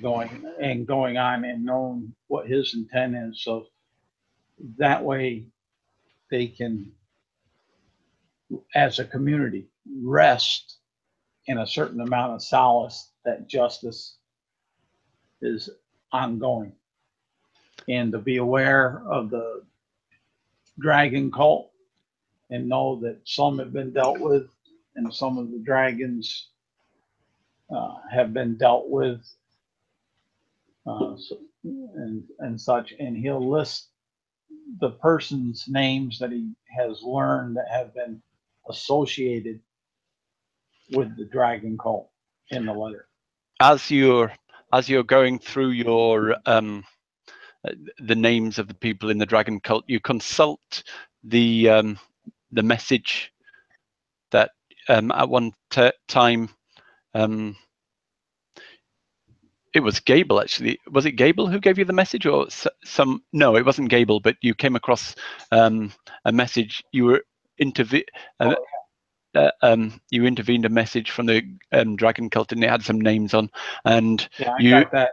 I include all those names. Yeah, and one of them is Lobelia Thimble, of Hardbuckler. And as you head out from Hardbuckler, by midday you see the forest of North Darkwood ahead of you.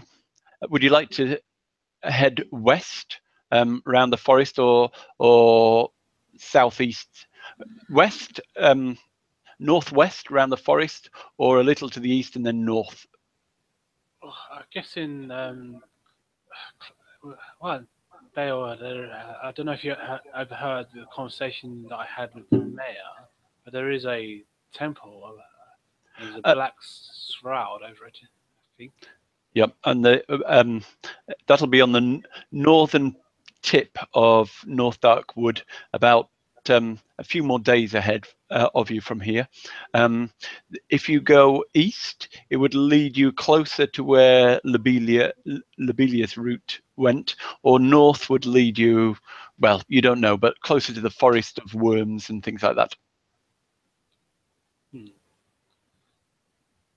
Well, if Bale is asked, he will have a preference to defer down towards Lobelia, but he'll go where the party wants to, because that would be down where Lobelia's trail is, where he knows, would be a little bit of self-serving, but still getting the party where they desire to go. But he won't strong arm them. Yeah, Claire will just head, in that direction, the east direction. She wants to get to the location of the of this cursed temple or cursed tower. So she will try and figure out a route to get there. Orivel said both ways will be sort of roughly equal, and yeah, so I was going to say, wouldn't the more northern route through the dark forest be more direct for that? You could go through, but there isn't a clear path through. The paths go round, and both looking at the map, both are about even in distance. I say we should stick to the road and. No, there are roads. There are. I mean, there aren't roads. There are tracks. There are no. There's no way to take carts this way, but you could lead mules if you want and go skirt around the west or skirt around the east. Let's go to the east and just keep following the tracks. Just like I don't want to go through the woods right now. Too much danger in the woods. But yeah, just keep like try and keep to the tracks, like a safe track, and follow the. The woods are our friend. They always say. The woods give us life. It is true, they do. It is true that trees and do give us life. And I haven't offered you the. I mean, do you want to go through? You've got Bale, and Bale knows. Bale knows woods. Well, last time we went through the woods, we ended up meeting the Fae and so forth. That wasn't a wood. That was a hill. I mean, there was a small wood on the hill, but. I don't mind the woods. No, there again, Bale is being very passive for once in this and allowing the party majority to choose. because he knows right now he has time. He has time. He's sitting in the solace that he's found an individual, that he's completed a mission that frees him up, that puts him closer to another mission once he completes it, to put him closer to his final. So he's right now he's in a very loosely worded happy place. I think we should head east, says Gundreda.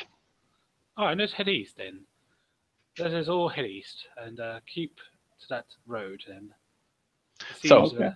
You skirt round the eastern eaves of the forest. The first day, travelling through the farmlands around Hardbuckler, that you're travelling through fairly. There are halfling and gnome farms around here, and it's all fairly civilized. There's no touch of the goblins and hobgoblin raiders that you saw in the Trielta Hills, and it's they don't even seem too intimidated by travelers. They watch you from a distance, and some wave at you and wish you well. But a day out, the farms become the farms die out, and you just enter into grasslands and plains, and you see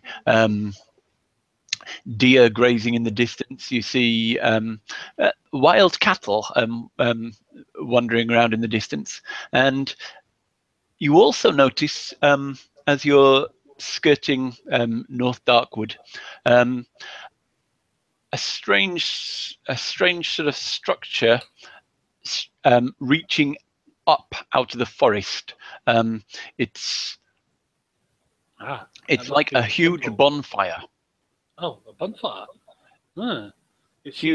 Very huge, yes, trunks of wood stacked up, huge.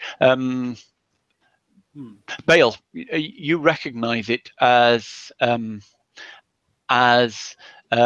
sort of, it's made by a green dragon, and it's a sort of marks a boundary of its territory. And on the top, you see what for a second you think is an adult green dragon, but then you realize it's not moving, or it's slightly rippling, but not moving from its place. Bale, without second thought, picks up his pace towards that area for further inspection. He's not going to dash, but he's going to widen his stride. There's a little bit more bounce and drive into his step off that way. Okay, Claire, you see Bale heading towards this towering nest, basically. All right, so Claire follows and tries to keep up, but Bale is more faster than her. Yep. And as we walk, she gives each of the girls, including Gordreda, the guild badge that the blacksmith made. She says, nice. She says, "Wear this with pride. This is the oath of love that represents our guild." We will respect the order, and we will do it honor. And so Alice says we will respect your new order, and we will bring it honor and make it most famed and revered in the Sword Coast. Awesome. I still got to work out the details of what it needs to be said, but right now we need to help Bale with his dragon slaying. She chuckles, but get yourselves ready and be at arms behind me, my ladies. And Claire walks forward and she takes the pole position, and and leads the girls towards the nest. Okay. You see, basically the nest is made of dead treants. It's a skeletal pile of dead treants stacked up to about 30 feet in the air into a large nest. And on top of the nest, you see the adult dragon sort of slightly not it doesn't seem to react to you, and it doesn't seem to be moving. And as you get closer, you realize that that it's only the skin of the dragon, which indicate as Bale, you know this. The dragon, if you have a scaly skin, there's only a limit to how much it can grow. And as it enters its new stage in life, it sheds its old skin, and underneath it, young scales which can grow. That are when it has its new coat of scales, it sheds its old one. So before you see the form of an adult green dragon, Chuth, you're sure it is as you get closer, but it has shed its old adult skin, and it has now obviously emerged as a at the moment, it may be no larger than an adult, but it has entered its final stage of life and will grow into a gargantuan ancient dragon. And that's where we'll leave it for now. Great. Awesome. So we didn't have any violence in this session, but I can assure you there will be some coming.